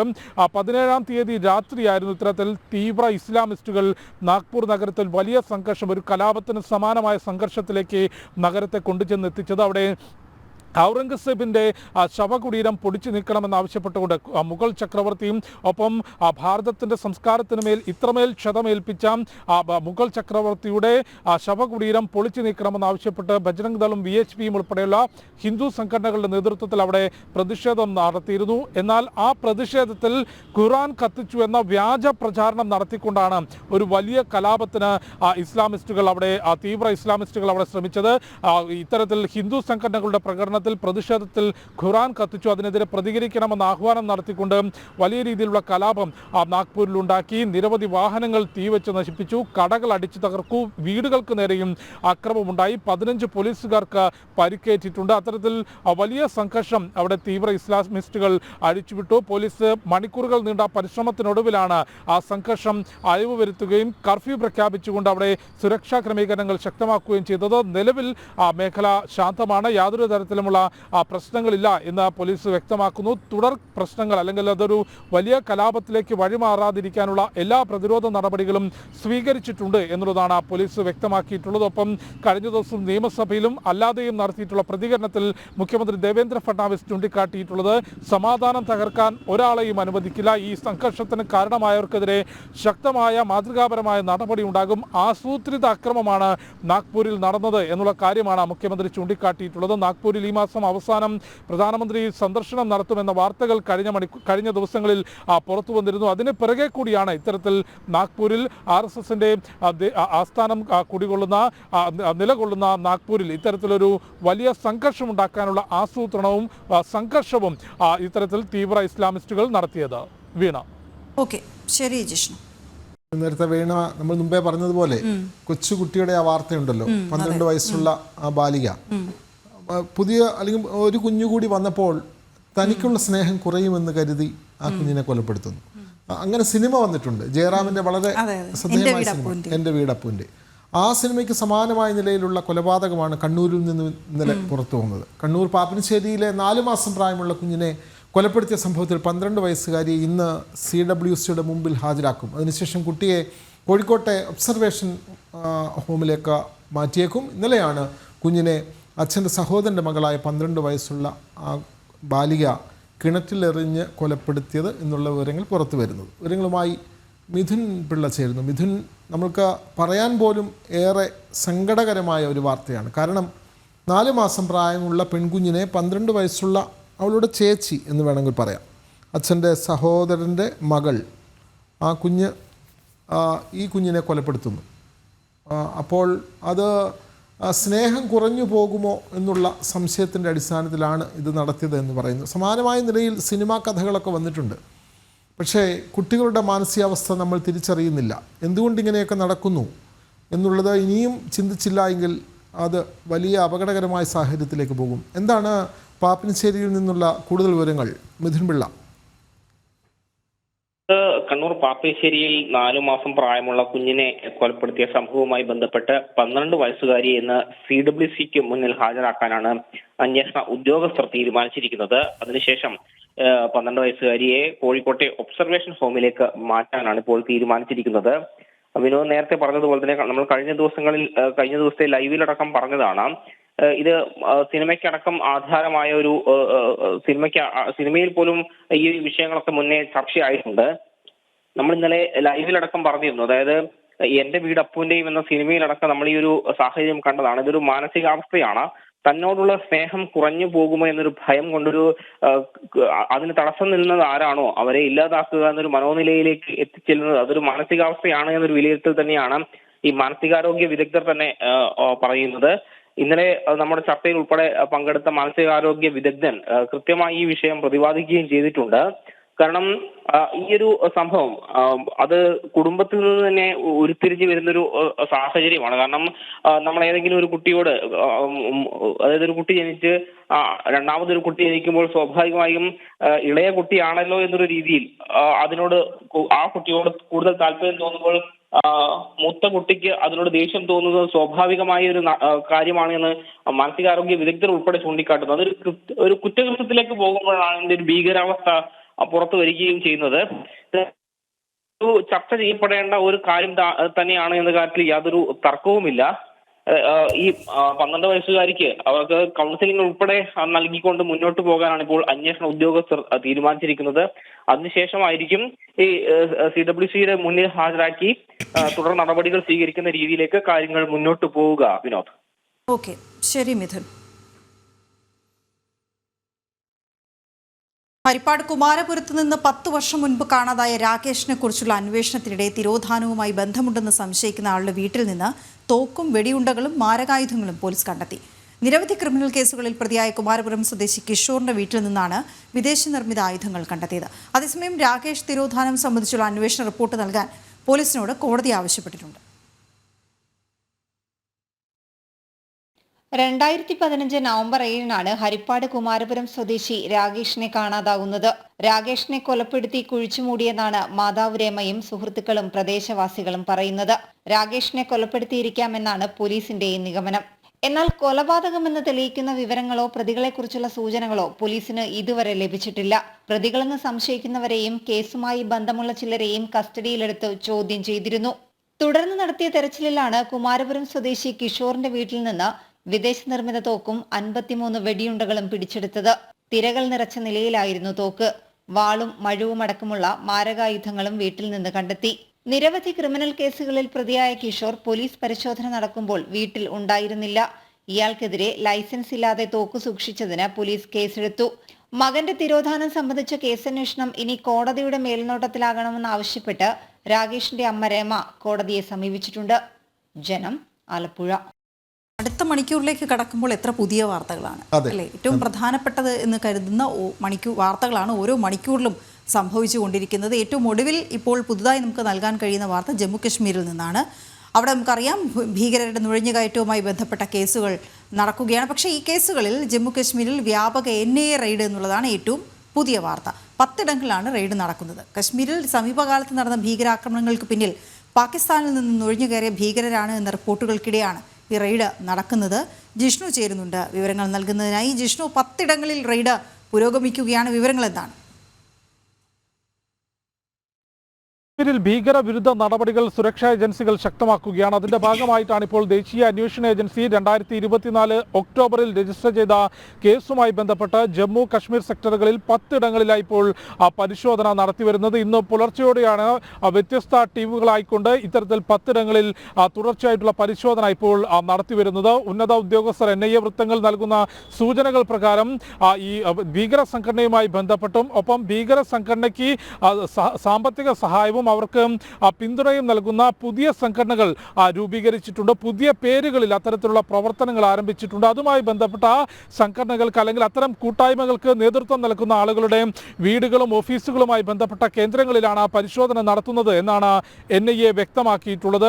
2024 ഒക്ടോബറിൽ രജിസ്റ്റർ ചെയ്ത കേസിന്റെ വിശദാംശങ്ങൾ പരിശോധിക്കുമ്പോൾ പാക് ഭീകര സംഘടനകൾ ജെയ്ഷെ മുഹമ്മദും ലഷ്കർ ഇ തോയ്ബയും ഉൾപ്പെടെയുള്ള പാക് ഭീകര സംഘടനകൾ അതിർത്തി കടന്നു നടത്തുന്ന ഭീകരവാദ പ്രവർത്തനവുമായി ബന്ധപ്പെട്ട് സെക്യൂരിറ്റി ഉദ്യോഗസ്ഥർക്ക് നേരെയും സുരക്ഷാ ഉദ്യോഗസ്ഥർക്ക് നേരെയും സാധാരണക്കാർക്കും നേരെ നടത്തിയിട്ടുള്ള ഭീകരാക്രമണങ്ങൾ, അതിന്റെ ഗൂഢാലോചന, സാമ്പത്തിക സമാഹരണം തുടങ്ങിയവുമായി ബന്ധപ്പെട്ടാണ് ആ കേസ് രജിസ്റ്റർ ചെയ്തിട്ടുള്ളത്. ഇതിനു മുൻപും ഈ കേസുമായി ബന്ധപ്പെട്ട വ്യാപക പരിശോധന ദേശീയ അന്വേഷണ ഏജൻസി നടത്തിയിരുന്നു. നിലവിൽ നേരത്തെ ഞാൻ ചൂണ്ടിക്കാട്ടിയതുപോലെ ഈ ഭീകര സംഘടനകളെല്ലാം നിരോധിത ഭീകര സംഘടനകളായി പ്രഖ്യാപിക്കുകയും അതിനെതിരെ കർശന നിരീക്ഷണവും കടുത്ത നടപടിയും സുരക്ഷാ ഏജൻസികൾ സ്വീകരിക്കുന്നതോടെ പുതിയ പേരുകളിൽ അല്ലെങ്കിൽ പുതിയ കൂട്ടായ്മകൾ ഈ ഭീകര സംഘടനകളെ സഹായിക്കുന്നതിന്, അത് സാമ്പത്തികമായും ഒപ്പം ആശയ പ്രചാരണത്തിനും ഭീകരവാദ പ്രവർത്തനങ്ങൾക്ക് സഹായം നൽകുന്നതിനും പുതിയ കൂട്ടായ്മകൾ രൂപീകരിക്കുകയും അതിന് വളരെ കൃത്യമായിട്ടുള്ള നിർദ്ദേശങ്ങൾ അതിർത്തിക്കപ്പുറത്ത് നിന്ന് ലഭിക്കുന്നു എന്ന കണ്ടെത്തലുകൾ അന്വേഷണ ഏജൻസി നടത്തിയിരുന്നു. അതിന്റെ ഭാഗമായി അത്തരം പ്രവർത്തനങ്ങളിൽ ഏർപ്പെടുന്നവരുടെ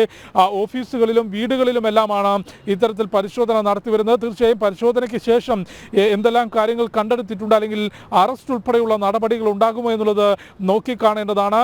നേരത്തെയും അതിർത്തി കടന്നുള്ള ഭീകരവാദത്തിന് പാക് ചാരസംഘടനയായിട്ടുള്ള ISIയുടെ സഹായത്തോടെ ലഷ്കർ ഇ തോയ്ബയും ഒപ്പം ജെയ്ഷെ മുഹമ്മദ് ഭീകര സംഘടനകൾ ജമ്മു കാശ്മീരിനുള്ളിൽ നിലവിൽ യുവാക്കളെയോ അല്ലെങ്കിൽ കൂടുതൽ ആളുകളെയോ ആശയ പ്രചരണത്തിനും ഒപ്പം ഭീകരവാദത്തിലേക്കും ലഭിക്കാതിരുന്നതോടെ അതിർത്തി കടന്ന് ഭീകരവാദികളെ ജമ്മു കാശ്മീരിലേക്ക് അയക്കാൻ ശ്രമിക്കുന്നുണ്ട് എന്നും ഒപ്പം ജനങ്ങൾക്കിടയിൽ സാധാരണക്കാർക്കിടയിൽ ഭീകരാക്രമണം നടത്തിക്കൊണ്ട് ജനങ്ങൾക്കിടയിൽ വിഭാഗീയത സൃഷ്ടിക്കാനുള്ള ശ്രമങ്ങൾ നടത്തുന്നു എന്ന ഇന്റലിജൻസ് റിപ്പോർട്ട് നൽകിയിരുന്നു. ആ റിപ്പോർട്ടിന്റെ IB റിപ്പോർട്ടിന്റെ കൂടി അടിസ്ഥാനത്തിൽ നടത്തിയ പ്രാഥമിക പരിശോധനയെ തുടർന്നാണ് NIA ഇത്തരത്തിലൊരു കേസ് രജിസ്റ്റർ ചെയ്തിട്ടുള്ളത്. ഏതായാലും ജമ്മു കശ്മീർ മേഖലകളിൽ, കശ്മീരിൽ മാത്രമല്ല ജമ്മു കശ്മീർ ഏകദേശം 10 ഇടങ്ങളിലാണ് ഇപ്പോൾ ഇന്ന് പുലർച്ചെ മുതൽ ഇത്തരത്തിൽ പരിശോധന നടത്തി വരുന്നത്. ഭീകരവാദവുമായി ബന്ധപ്പെട്ട് കടുത്ത നടപടി ജമ്മു കാശ്മീരിൽ സുരക്ഷാ ഏജൻസികൾ സ്വീകരിച്ചു വരുന്നത് നമുക്കറിയാം. പ്രത്യേകിച്ച് ആർട്ടിക്കിൾ 370 റദ്ദാക്കിക്കൊണ്ട് 2019 ആർട്ടിക്കിൾ 370 റദ്ദാക്കിക്കൊണ്ട് സൈന്യവും സുരക്ഷാ ഏജൻസികളും കേന്ദ്ര സർക്കാരും സ്വീകരിച്ച നടപടികളുടെ ഭാഗമായി ഒരു പരിധിവരെ കശ്മീർ താഴ്വരയിൽ നിന്നുൾപ്പെടെ ഭീകരവാദത്തെ മാറ്റിയെടുക്കാൻ സാധിച്ചിട്ടുണ്ട്. യുവാക്കൾക്ക് ജോലിയും ഒപ്പം വിദ്യാഭ്യാസവും നൽകിക്കൊണ്ടും ജമ്മു കാശ്മീരിലെ സാഹചര്യം മാറ്റിയെടുത്തുകൊണ്ട് മുൻപ് വെടിവെച്ചുകൾ മാത്രം മുഴങ്ങിക്കെട്ടിരുന്ന കശ്മീരിൽ ഇന്ന് സമാധാനം കൊണ്ടുവരാനും ഒരു പരിധിവരെ ഭീകരവാദം അവസാനിപ്പിക്കാനും സാധിച്ചു. എന്നാൽ ആ ഭീകരവാദത്തിന്റെ വേരുകൾ പൂർണ്ണമായും തുടച്ചു നീക്കുന്നതിന്, അറുത്തുമാറ്റുന്നതിനുള്ള നടപടികളാണ് ഇപ്പോൾ സുരക്ഷാ ഏജൻസികൾ സ്വീകരിക്കുന്നത്. സ്വീകരിക്കുന്നത്. അതിൻ്റെ ഭാഗമായിട്ടാണ് ഇത്തരത്തിൽ NIA 10 ഇടങ്ങളിൽ പരിശോധന നടത്തുന്നത്. ജെയ്ഷെ മുഹമ്മദ്, ലഷ്കർ ഇ തൊയ്ബ ഭീകര സംഘടനകൾ അതിർത്തി കടന്നു നടത്തുന്ന ഭീകരവാദ പ്രവർത്തനവുമായി ബന്ധപ്പെട്ട് രജിസ്റ്റർ ചെയ്ത കേസിന്മേലാണ് നടപടി. വീണ. ഓക്കെ, ശരി. ജിഷ്ണു വിവരങ്ങൾ നൽകുകയായിരുന്നു. നമുക്ക് വെഞ്ഞാറമ്മൂട് കൂട്ടക്കൊലപാതക കേസിലെ വാർത്തയിലേക്ക് പോകാം. വെഞ്ഞാറമ്മൂട് കൂട്ടക്കൊല കേസിൽ പ്രതിയായ അഫാനെതിരെ ഉമ്മ ഷെമിയുടെ മൊഴി. അഫാൻ ആക്രമിച്ചതാണെന്ന് കിളിമാനൂർ SHOയ്ക്ക് ഷെമി മൊഴി നൽകി. ഭർത്താവ് അറിയാതെ 35 ലക്ഷം രൂപയുടെ കടമുണ്ടായിരുന്നു. സംഭവം നടന്ന ദിവസം 50,000 രൂപയുടെ ആവശ്യമുണ്ടായിരുന്നു. പണം ചോദിച്ച് ബന്ധുവീട്ടിലെത്തിയപ്പോൾ അധിക്ഷേപം നേരിട്ടു. അഫാൻ ഇത് സഹിച്ചില്ല എന്നാണ് ഷെമിയുടെ മൊഴി. ഇതാദ്യമായാണ് മകനെതിരെ ഷെമി മൊഴി നൽകുന്നത്. വിവരങ്ങളുമായി തിരുവനന്തപുരത്തു നിന്നും ശാലിനി ചെയ്തു. ശാലിനി, കഴിഞ്ഞ ദിവസമൊക്കെ മകൻ അനുകൂലമായിട്ടുള്ള മൊഴിയാണ് ആ അമ്മ പറഞ്ഞിരുന്നത്. ആശുപത്രി കിടക്കയിലും അങ്ങനെയൊക്കെയാണ് പറഞ്ഞത്. പക്ഷേ ഇപ്പോൾ യാഥാർത്ഥ്യത്തിലേക്ക് അമ്മ തിരിച്ചു വരുന്നു. മകനെതിരെ അമ്മ സംസാരിക്കുന്നു.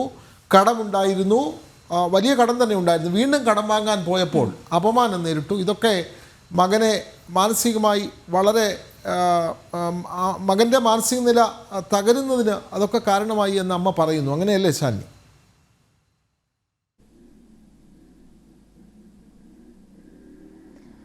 വിനോദ, ദിവസങ്ങൾ പിന്നിട്ടിരിക്കുന്നു. വെഞ്ഞാറമൂട് കൂട്ടക്കൊലപാതകം നടന്ന് അതിന്റെ അന്വേഷണങ്ങളും നടക്കുകയാണ്. ഇതിനിടയിൽ ഒരു നിമിഷം പോലും അല്ലെങ്കിൽ ഒരു ഘട്ടത്തിൽ പോലും ഒരു അന്വേഷണ സംഘത്തിന് മുൻപിലും ഷെമി ഇത്തരത്തിലൊരു മൊഴി നൽകിയിട്ടില്ല. പക്ഷേ ഇന്നലെ കിളിമാനൂർ പോലീസ് മൊഴി രേഖപ്പെടുത്തുമ്പോഴാണ് ആരോഗ്യനില തൃപ്തികരമായതിന്റെ അടിസ്ഥാനത്തിൽ കൂടി ഇപ്പോൾ ഷെമി സ്വന്തം മകനായ അഫാനെതിരെ മൊഴി നൽകിയിരിക്കുകയാണ്. അതായത് കടുത്ത സാമ്പത്തിക പ്രതിസന്ധി തങ്ങൾക്കുണ്ടായിരുന്നു. ഭർത്താവ് അറിയാതെ ഏകദേശം 35 ലക്ഷത്തോളം രൂപയുടെ സാമ്പത്തിക ബാധ്യത നാട്ടിൽ മാത്രമായി തങ്ങൾക്കുണ്ടായിരുന്നു എന്നുള്ളതാണ് ഇവർ പോലീസിന് മൊഴി നൽകിയിരിക്കുന്നത്. ഇതിന്റെ അടിസ്ഥാനത്തിൽ പോലീസ് അന്വേഷണം കൂടുതൽ ശക്തമാക്കുകയാണ്. ഒപ്പം തന്നെ ഈ സംഭവം നടക്കുന്ന ദിവസം 50,000 രൂപയുടെ അത്യാവശ്യമുണ്ടായിരുന്നു. ഈ തുക ആവശ്യപ്പെട്ടുകൊണ്ട് തന്നെ വിവിധ ബന്ധുക്കളെയും അടക്കം സമീപിക്കുകയും ചെയ്തിരുന്നു. പക്ഷേ ഒരു ഘട്ടത്തിൽ പോലും സുഹൃത്തുക്കളോ ബന്ധുക്കളോ സഹായിച്ചില്ല. ഇതിൽ മാനസികമായി വലിയ രീതിയിലുള്ള പ്രശ്നത്തിലായിരുന്നു തന്റെ മകൻ അഫാൻ എന്നുള്ളതാണ് ഉമ്മ ഷെമി വ്യക്തമാക്കുകയും ചെയ്യുന്നത്. ഇതിന്റെ അടിസ്ഥാനത്തിലാണ് പിന്നീട് വീട്ടിലെത്തുകയും ആത്മഹത്യ അടക്കമുള്ള കാര്യങ്ങൾ മുൻപ് ചിന്തിക്കുകയും ഒക്കെ തന്നെ ചെയ്തിരുന്നു. ഇളയ മകൻ അക്സാന്റെ മൊബൈലിലൂടെയും അക്സാൻ ഉൾപ്പെടെയുള്ളവരുടെ ശ്രമത്തിന്റെ ഭാഗമായി വീഡിയോ ഒക്കെ തന്നെ എങ്ങനെ മരണം സംഭവിക്കാം, ഒപ്പം തന്നെ ഏത് രീതിയിൽ ആത്മഹത്യ ചെയ്യാം എന്നുള്ള രീതിയിൽ വീഡിയോ ഒക്കെ ഇളയ മകന്റെ സാന്നിധ്യത്തിൽ കണ്ടിരുന്നു എന്നുള്ളതാണ് ഉമ്മ ഇപ്പോൾ മൊഴി നൽകിയിരിക്കുന്നത്. ഒപ്പം തന്നെ ആദ്യമായിട്ടാണ് ഈ അന്വേഷണ സംഘത്തിന് മുൻപേ ഉമ്മ ഇത്തരത്തിലൊരു മൊഴി സ്വന്തം മകനെതിരെ നൽകിയിട്ടുള്ളത് എന്നുള്ളതാണ്. ആദ്യഘട്ടം മുതൽ തന്റെ മകൻ ഇങ്ങനെ ചെയ്യില്ല എന്നുള്ള ഉറച്ച നിലപാട് തന്നെയായിരുന്നു ഷെമി ഉണ്ടായിരുന്നത്. പക്ഷേ ഇന്നലെ കിളിമാനൂർ പോലീസിന് മുൻപാകെ തന്റെ മകനാണ് ഈ കൃത്യങ്ങൾ നിർവഹിച്ചത്. ഒപ്പം തന്നെ ഈ സംഭവം നടക്കുന്ന ദിവസം പണം ആവശ്യപ്പെട്ട് തന്നെയും സമീപിച്ചിരുന്നു. തൊട്ടു പിന്നാലെയാണ് കഴുത്തിൽ ഷോൾ കുരുക്കി ഭിത്തിയിൽ തലയിടിച്ചു എന്നുള്ളതാണ് അമ്മ ഇപ്പോൾ നൽകിയിരിക്കുന്ന മൊഴി. തൊട്ടു പിന്നാലെ പുറത്തേക്ക് പോയതിനു ശേഷം തിരികെ വീട്ടിലെത്തിയതിനു ശേഷമാണ് ചുറ്റിക കൊണ്ട് തന്റെ തലക്കടിച്ചത് എന്നുള്ള ഉറച്ച നിലപാടിലും ഒപ്പം തന്നെ മൊഴിയിലുമാണ് ഇപ്പോൾ ഷെമിയുള്ളത്. ഇതിന്റെ അടിസ്ഥാനത്തിൽ കൂടി അന്വേഷണം ശക്തമാക്കുകയും ഊർജിതമാക്കുകയും ചെയ്യുകയാണ് പോലീസ്. എന്തായാലും കടുത്ത സാമ്പത്തിക പ്രതിസന്ധി ഉണ്ടായിരുന്നു എന്നുള്ള കാര്യം അത് ഉമ്മ കൂടി ഇപ്പോൾ ഉറപ്പിക്കുന്നു. ഒപ്പം തന്നെ ഏകദേശം 40 ലക്ഷത്തോളം രൂപ പുറത്ത് പിതാവിന്റെ ബാധ്യതയായി നിലനിൽക്കുന്ന സാഹചര്യത്തിൽ പിതാവ് അറിയാതെ തന്നെ പലരുടെയും കയ്യിൽ നിന്ന് ചിട്ടി പിടിച്ചും ഒപ്പം തന്നെ പലരുടെയും കയ്യിൽ നിന്ന് അല്ലാതെ സഹായം രൂപേണ വാങ്ങിയും അടക്കം ഏകദേശം 35 ലക്ഷത്തോളം രൂപ സാമ്പത്തിക ബാധ്യത തങ്ങൾ ഉണ്ടാക്കിയിരുന്നു എന്നുള്ള നിലപാടിലാണ് ഇപ്പോൾ ഉമ്മയുള്ളത്. ഒപ്പം തന്നെ ഇത് എന്തിന് സാമ്പത്തിക ബാധ്യത ഉണ്ടാക്കി എന്ന കാര്യത്തിൽ ഇപ്പോഴും വ്യക്തതയില്ല. മകന്റെ ആർഭാടവും ഉമ്മയുടെയൊക്കെ ആ കുടുംബത്തിന്റെ ആർഭാട ജീവിതമാണോ ഭർത്താവ് അറിയാതെ ഇത്രയധികം സാമ്പത്തിക ബാധ്യത ഉണ്ടാക്കിയത് എന്ന കാര്യത്തിൽ അടക്കം ഇനി വ്യക്തത വരേണ്ടിയിരിക്കുന്നു. എന്തായാലും ആരോഗ്യനില തൃപ്തികരമാണ് എന്നുള്ളതാണ് നമ്മളിപ്പോൾ ഷെമിയുടെ മനസ്സിലാക്കുന്നത്. കൂടുതൽ ചോദ്യം ചെയ്യലുകൾ, കൂടുതൽ തെളിവെടുപ്പുകൾ അടക്കമുള്ള കാര്യങ്ങൾ വരും ദിവസങ്ങളിൽ ഉണ്ടാകും എന്നുള്ളതും കിളിമാനൂർ പോലീസും വെഞ്ഞാറമൂട് പോലീസും ഈ ഘട്ടത്തിൽ വ്യക്തമാക്കുകയും ചെയ്യുന്നു. എന്തായാലും അന്വേഷണം അതിന്റെ നിർണായക ഘട്ടത്തിലൂടെ കടന്നു പോവുകയാണ്. അതിൽ ഏറ്റവും നിർണായകമായ ഒരു വഴിത്തിരിവ് തന്നെയായിരുന്നു ആദ്യമായി സ്വന്തം മകനെതിരെ ഇത്തരത്തിലൊരു മൊഴി ഷെമി നൽകുകയും ചെയ്തിട്ടുള്ളത്. വിനോദ, ഓക്കെ, ആ ഉമ്മ മകനെതിരെ കൃത്യമായ കാര്യങ്ങൾ പറഞ്ഞു എന്നുള്ളതാണ് ഈ വാർത്തയിൽ നിന്നും ശാലിനി റിപ്പോർട്ട് ചെയ്യുന്നത്. അതേസമയം ഈ ആശാ വർക്കർമാരുടെ സമരം 38ാം ദിവസത്തിലേക്ക് കടക്കുകയാണ്. അവർ നിരാഹാര സമരവും പ്രഖ്യാപിച്ചിട്ടുണ്ട്. ഈ ഒരു ഘട്ടത്തിൽ പക്ഷേ അതിന് പിന്നാലെ അംഗനവാടി ജീവനക്കാരുടെ സമരം തുടങ്ങാൻ പോവുകയാണ്. സർക്കാർ ഇത് കൂടുതൽ പ്രതിസന്ധിയിലാക്കും. വരും ദിവസങ്ങളിൽ അംഗനവാടി ജീവനക്കാരുടെ സമരം ശക്തമാക്കും. ആനുകൂല്യങ്ങളും ഓണറേറിയവും വർദ്ധിപ്പിക്കണമെന്ന് ആവശ്യപ്പെട്ടുകൊണ്ടാണ് അംഗനവാടി ജീവനക്കാരുടെയും സമരം.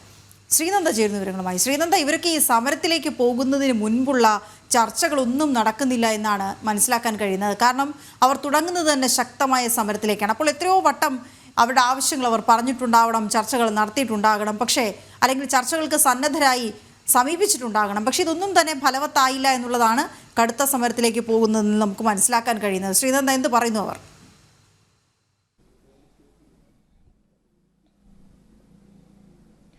വീണ, ഈ ആശാ വർക്കർമാരുടെ സമരം 38ാം ദിവസത്തിലേക്ക് കടക്കുമ്പോൾ അതിന് പിന്തുണ അർപ്പിച്ചുകൊണ്ട് അല്ലെങ്കിൽ തങ്ങൾക്കും അതുപോലെ ഒരു തങ്ങളെയും ജീവനക്കാരാക്കണം, സർക്കാർ ജീവനക്കാർ തന്നെ ആക്കണം എന്നുള്ളൊരു ആവശ്യം ഉന്നയിച്ചുകൊണ്ടാണ് ഇപ്പോൾ അംഗനവാടി ജീവനക്കാരും അതുപോലെ തന്നെ മറ്റു അംഗനവാടിയിൽ ഉള്ള ആൾക്കാരും സമരത്തിനായി മുന്നോട്ട് വന്നിരിക്കുന്നത്. അവർ മന്ത്രി വീണ ജോർജുമായി, ആരോഗ്യമന്ത്രിയുമായി ചർച്ച നടത്തിയെങ്കിലും ഇവരുടെ സംഘടനകൾ ചർച്ച നടത്തിയിരുന്നു. എന്നാൽ യാതൊരുവിധ നടപടിയും ഇതിനെതിരായി അല്ലെങ്കിൽ ഇവരെ ജീവനക്കാരെ സ്ഥിരപ്പെടുത്തണം എന്നതിൽ യാതൊരു നടപടിയും സ്വീകരിച്ചിട്ടില്ല. ഇതിന്റെ പശ്ചാത്തലത്തിലാണ് ഇവർ രാപ്പകൽ സമരം എന്നുള്ളത് ഒരു അനിശ്ചിതകാല സമരത്തിലേക്ക് കൊണ്ടുപോകാനായി തീരുമാനിച്ചിരിക്കുന്നത്. ഇവർ ഇന്നലെ പറഞ്ഞത് വെച്ച് നോക്കുമ്പോൾ ഇന്നലെ വനിതാ ഡയറക്ടറാണെങ്കിൽ ഇന്നലെ ഒരു ഉത്തരവ് പുറപ്പെടുവിച്ചു. ഇവർ ഉടൻ തന്നെ തിരിച്ച് ജോലിയിൽ പ്രവേശിച്ചില്ലെങ്കിൽ ഇവരുടെ ജോലി നഷ്ടമാകുമെന്നും അതുപോലെ തന്നെ ഇവർക്കെതിരെ നിയമ നടപടികൾ സ്വീകരിക്കുമെന്നുമാണ് ഉത്തരവിൽ പറയുന്നത്. എന്നാൽ ഈ ഉത്തരവൊന്നും ഇവരെ ബാധിക്കുന്നില്ല. യാതൊരു തരത്തിലുമുള്ള എന്ത് വന്നാലും ശരി തങ്ങളുടെ ആവശ്യങ്ങൾ നിറവേറ്റാതെ തങ്ങൾ ഈ ഒരു സമരത്തിൽ നിന്ന് പിന്നോട്ടില്ല എന്ന് ഉറച്ചു പറയുന്ന ഒരു ജനതയെ നമുക്ക് ഇന്നലെ അവിടെ ഒരു സമരപന്തലിൽ കാണാൻ സാധിച്ചത്. ഓണറേറിയം വർദ്ധിപ്പിക്കുക, അതുപോലെ തന്നെ ഇവരുടെ പിരിഞ്ഞു പോകുമ്പോൾ 5 ലക്ഷം രൂപയായി ഇവരുടെ അനുശന്തുകയാക്കുക, ഇങ്ങനെയുള്ള നിരവധി ആവശ്യങ്ങൾ ഉന്നയിച്ചാണ്, ദിനംതോറുമുള്ള നിരവധി ആവശ്യങ്ങൾ ഉന്നയിച്ചാണ് ഇവർ ഇന്നലെ കഴിഞ്ഞ ദിവസം സമരം തുടങ്ങിയത്. ഈ സമരത്തിൽ നിന്ന് എന്ത് വന്നാലും പിന്നോട്ടില്ല. ആശാ വർക്കർമാരെ പോലെ തങ്ങളും ഒരു ജീവനക്കാരാണ്, തങ്ങൾക്കും അതിൻ്റെതായ ആവശ്യങ്ങളുണ്ട്. ആ ആവശ്യങ്ങളെല്ലാം സാധിച്ചു തരേണ്ടത് സർക്കാരാണ്. ഈ സർക്കാർ എന്തുകൊണ്ടാണ് ഇങ്ങനെ ഇത്രയും വർഷമായിട്ടും തങ്ങളുടെ ആവശ്യങ്ങൾ കണ്ടില്ല എന്ന് നടിക്കുന്ന 21,000 രൂപ എന്ന ഒരു നിശ്ചിത ശമ്പളം എന്തുകൊണ്ടാണ് തങ്ങൾക്ക് തരാതിരിക്കുന്നത് എന്നുള്ള ഒരു കാര്യം മാത്രമാണ് ആശാ വർക്കർമാരെ പോലെ തന്നെ അംഗനവാടി ജീവനക്കാരും ഇപ്പോൾ ആവശ്യപ്പെടുന്നത്. അംഗനവാടി ജീവനക്കാർക്ക് ഐക്യദാർഢ്യം പ്രഖ്യാപിച്ചുകൊണ്ട് തന്നെയാണ് ആശാ വർക്കർമാരും സമരപന്തലിലുള്ളത്. അതുപോലെ തന്നെ ഇനിയും ചർച്ചകൾ തയ്യാറാകണം. തങ്ങളുടെ ആവശ്യങ്ങൾ ന്യായമാണ്. ഈ ആവശ്യങ്ങൾ എന്ത് വന്നാലും സർക്കാർ അതിന് ഒരു നടപടിയെടുക്കണം. ആ ഒരു തങ്ങളുടെ ആവശ്യങ്ങൾ ഉന്നയിച്ചുകൊണ്ട് ഇവർ ഇന്നലെ കഴിഞ്ഞ ദിവസം ആരംഭിച്ച സമരം എന്ത് വന്നാലും ഇതിൽ നിന്നും പിന്നോട്ടില്ല. ഈ ഒരു ആവശ്യങ്ങൾ ഉന്നയിച്ചാൽ മാത്രമാണ്, ഈ ഒരു ആവശ്യങ്ങൾ നിറവേറ്റി തന്നാൽ മാത്രമാണ് ഈ സമരത്തിൽ നിന്ന് പിരിഞ്ഞു പോകാൻ സാധിക്കൂ. ഇനിയും നിരവധി അംഗനവാടി ഉദ്യോഗസ്ഥരും അതുപോലെ തന്നെ മറ്റുള്ളവരും ഈ ഒരു സമരത്തിലേക്ക് ഇറങ്ങി വരും, സെക്രട്ടേറിയറ്റ് മുന്നിൽ സർക്കാരിനെതിരെ സമരം ചെയ്യാൻ ഇറങ്ങി വരുമെന്ന് ഊന്നി പറഞ്ഞുകൊണ്ടാണ് ഇന്നലെ അംഗനവാടി വർക്കർമാർ സമരത്തിൽ നിന്ന് നമ്മളോട് വ്യക്തമാക്കിയിരിക്കുന്നത്. വീണ, അപ്പോൾ സമരം ശക്തമാവുകയാണ്. ആശാ വർക്കർമാർ മാത്രമല്ല, ഇനി അംഗനവാടി ജീവനക്കാരും കൂടെ വരുമ്പോൾ സമരം കൂടുതൽ ശക്തമാകും. ഇതിനെയൊക്കെ സർക്കാർ എങ്ങനെ പ്രതിരോധിക്കും, എത്ര കാലം ഇവരെ കണ്ടില്ല എന്ന് നടിക്കും എന്നുള്ളത് വളരെ പ്രധാനപ്പെട്ട കാര്യം തന്നെയാണ്. സംസ്ഥാന വ്യാപകമായ സമരത്തിനൊരുങ്ങി മുനമ്പം ഭൂസംരക്ഷണ സമിതി 14 ജില്ലകളിലും കളക്ടറേറ്റ് മാർച്ചും ധർണയും നടത്തും. പ്രശ്നപരിഹാരം നിർദ്ദേശിക്കാൻ സർക്കാർ നിയോഗിച്ച ജുഡീഷ്യൽ കമ്മീഷൻ അസാധുവായതോടെയാണ് കടുത്ത സമര പരിപാടികളിലേക്ക് കടക്കുന്നത്. മുഖ്യമന്ത്രിയുടെ ഉറപ്പിൻ്റെ അടിസ്ഥാനത്തിലാണ് ജുഡീഷ്യൽ കമ്മീഷനുമായി സഹകരിച്ചു പോകാൻ തയ്യാറായതെന്നും സമരസമിതി ഭാരവാഹികൾ പറയുന്നു. വിവരങ്ങളുമായി കിരൺ ചേരുന്നു. കിരൺ, നേരത്തെ തന്നെ സമരസമിതി പറഞ്ഞതാണ് ഈ ജുഡീഷ്യൽ കമ്മീഷൻ കൊണ്ട് യാതൊരു പ്രയോജനവുമില്ല. പക്ഷേ മുഖ്യമന്ത്രിയുടെ അഭ്യർത്ഥന മാനിച്ച് കമ്മീഷനുമായി സഹകരിച്ചു. അവരുടെ തെളിവെടുപ്പിന് അവർ ഹാജരായി, എല്ലാ വിവരങ്ങളും കൈമാറി. പക്ഷേ കമ്മീഷൻ തന്നെ പറഞ്ഞു തങ്ങൾക്ക് അധികാരമില്ല എന്നുള്ള കാര്യം കമ്മീഷൻ തന്നെ വെളിപ്പെടുത്തിയ സാഹചര്യത്തിൽ 14 ജില്ലകളിലേക്കും മുനമ്പം ഭൂസംരക്ഷണ സമിതി സമരം വ്യാപിപ്പിക്കുകയാണ്, അല്ലേ കിരൺ? വിനോദ, ഈ മുനമ്പത്തെ പ്രശ്നപരിഹാരത്തിനായി സർക്കാർ നിയോഗിച്ച ജുഡീഷ്യൽ കമ്മീഷനെ അസാധുവാക്കിക്കൊണ്ട് ഹൈക്കോടതിയുടെ ഉത്തരവ് വന്ന ഒരു പശ്ചാത്തലത്തിലാണ് ഈ സമരപരിപാടികൾ കടുപ്പിക്കാനായിട്ട് മുനമ്പത്തെ സമരസമിതി തയ്യാറായിരിക്കുന്നത്. നിലവിൽ 4 തരത്തിലുള്ള സമരപരിപാടികളാണ് സംസ്ഥാന വ്യാപകമായി നടത്താനായിട്ട് ഇവർ തീരുമാനിച്ചിരിക്കുന്നത്. ഒന്ന്, 14 ജില്ലകളിലും കളക്ടറേറ്റുകളിലേക്ക് മാർച്ചും ധർണയും നടത്തും. ഒപ്പം തന്നെ ഒരേ സമയത്ത് എല്ലാ താലൂക്ക് ഓഫീസുകളിലേക്കും ധർണ, കൂടാതെ കടലിൽ നിരാഹാര സമരം, മുനമ്പം മുതൽ സെക്രട്ടേറിയറ്റ് വരെയുള്ള പദയാത്ര, ഇങ്ങനെ 4 സമരപരിപാടികളാണ് സമരസമിതി തീരുമാനിച്ചിരിക്കുന്നത്. ഏതായാലും നേരത്തെ ഈ ജുഡീഷ്യൽ കമ്മീഷനെ നിയോഗിച്ച സമയത്ത് തന്നെ ഇവർ പറഞ്ഞിരുന്നൊരു കാര്യം, ഈ ജുഡീഷ്യൽ കമ്മീഷനുമായി സഹകരിക്കാൻ തങ്ങൾ തയ്യാറല്ല എന്നുള്ളൊരു കാര്യമായിരുന്നു. ഈ കമ്മീഷൻ കൊണ്ട് മാത്രം തങ്ങളുടെ പ്രശ്നം പരിഹരിക്കാൻ കഴിയില്ല. അതുകൊണ്ട് ഇതിന് ശാശ്വതമായ പരിഹാരമാണ് സർക്കാർ നടത്തേണ്ടത്. അതിനുവേണ്ടിയുള്ള നടപടികൾ സർക്കാരിൻ്റെ ഭാഗത്തു നിന്നും ഉണ്ടാകണം എന്നതടക്കമുള്ള ആവശ്യങ്ങളായിരുന്നു ഇവർ ഉന്നയിച്ചിരുന്നത്. പിന്നീട് മുഖ്യമന്ത്രി ക്രൈസ്തവ സഭാ നേതാക്കളുമായിട്ടും ഈ ഭൂസംരക്ഷണ സമിതിയുടെ നേതാക്കളുമായി ചർച്ച നടത്തുകയും ഈ വിഷയത്തിൽ ഒരു പരിഹാരം കാണാം എന്ന് പറഞ്ഞതിൻ്റെ അടിസ്ഥാനത്തിൽ മാത്രമാണ് ഈ മുനമ്പത്ത് സമരം നടത്തിയിരുന്ന 610 കുടുംബങ്ങളും പിന്നീട് ഈ ജുഡീഷ്യൽ കമ്മീഷനുമായി സഹകരിക്കാൻ തയ്യാറായിരുന്നത്.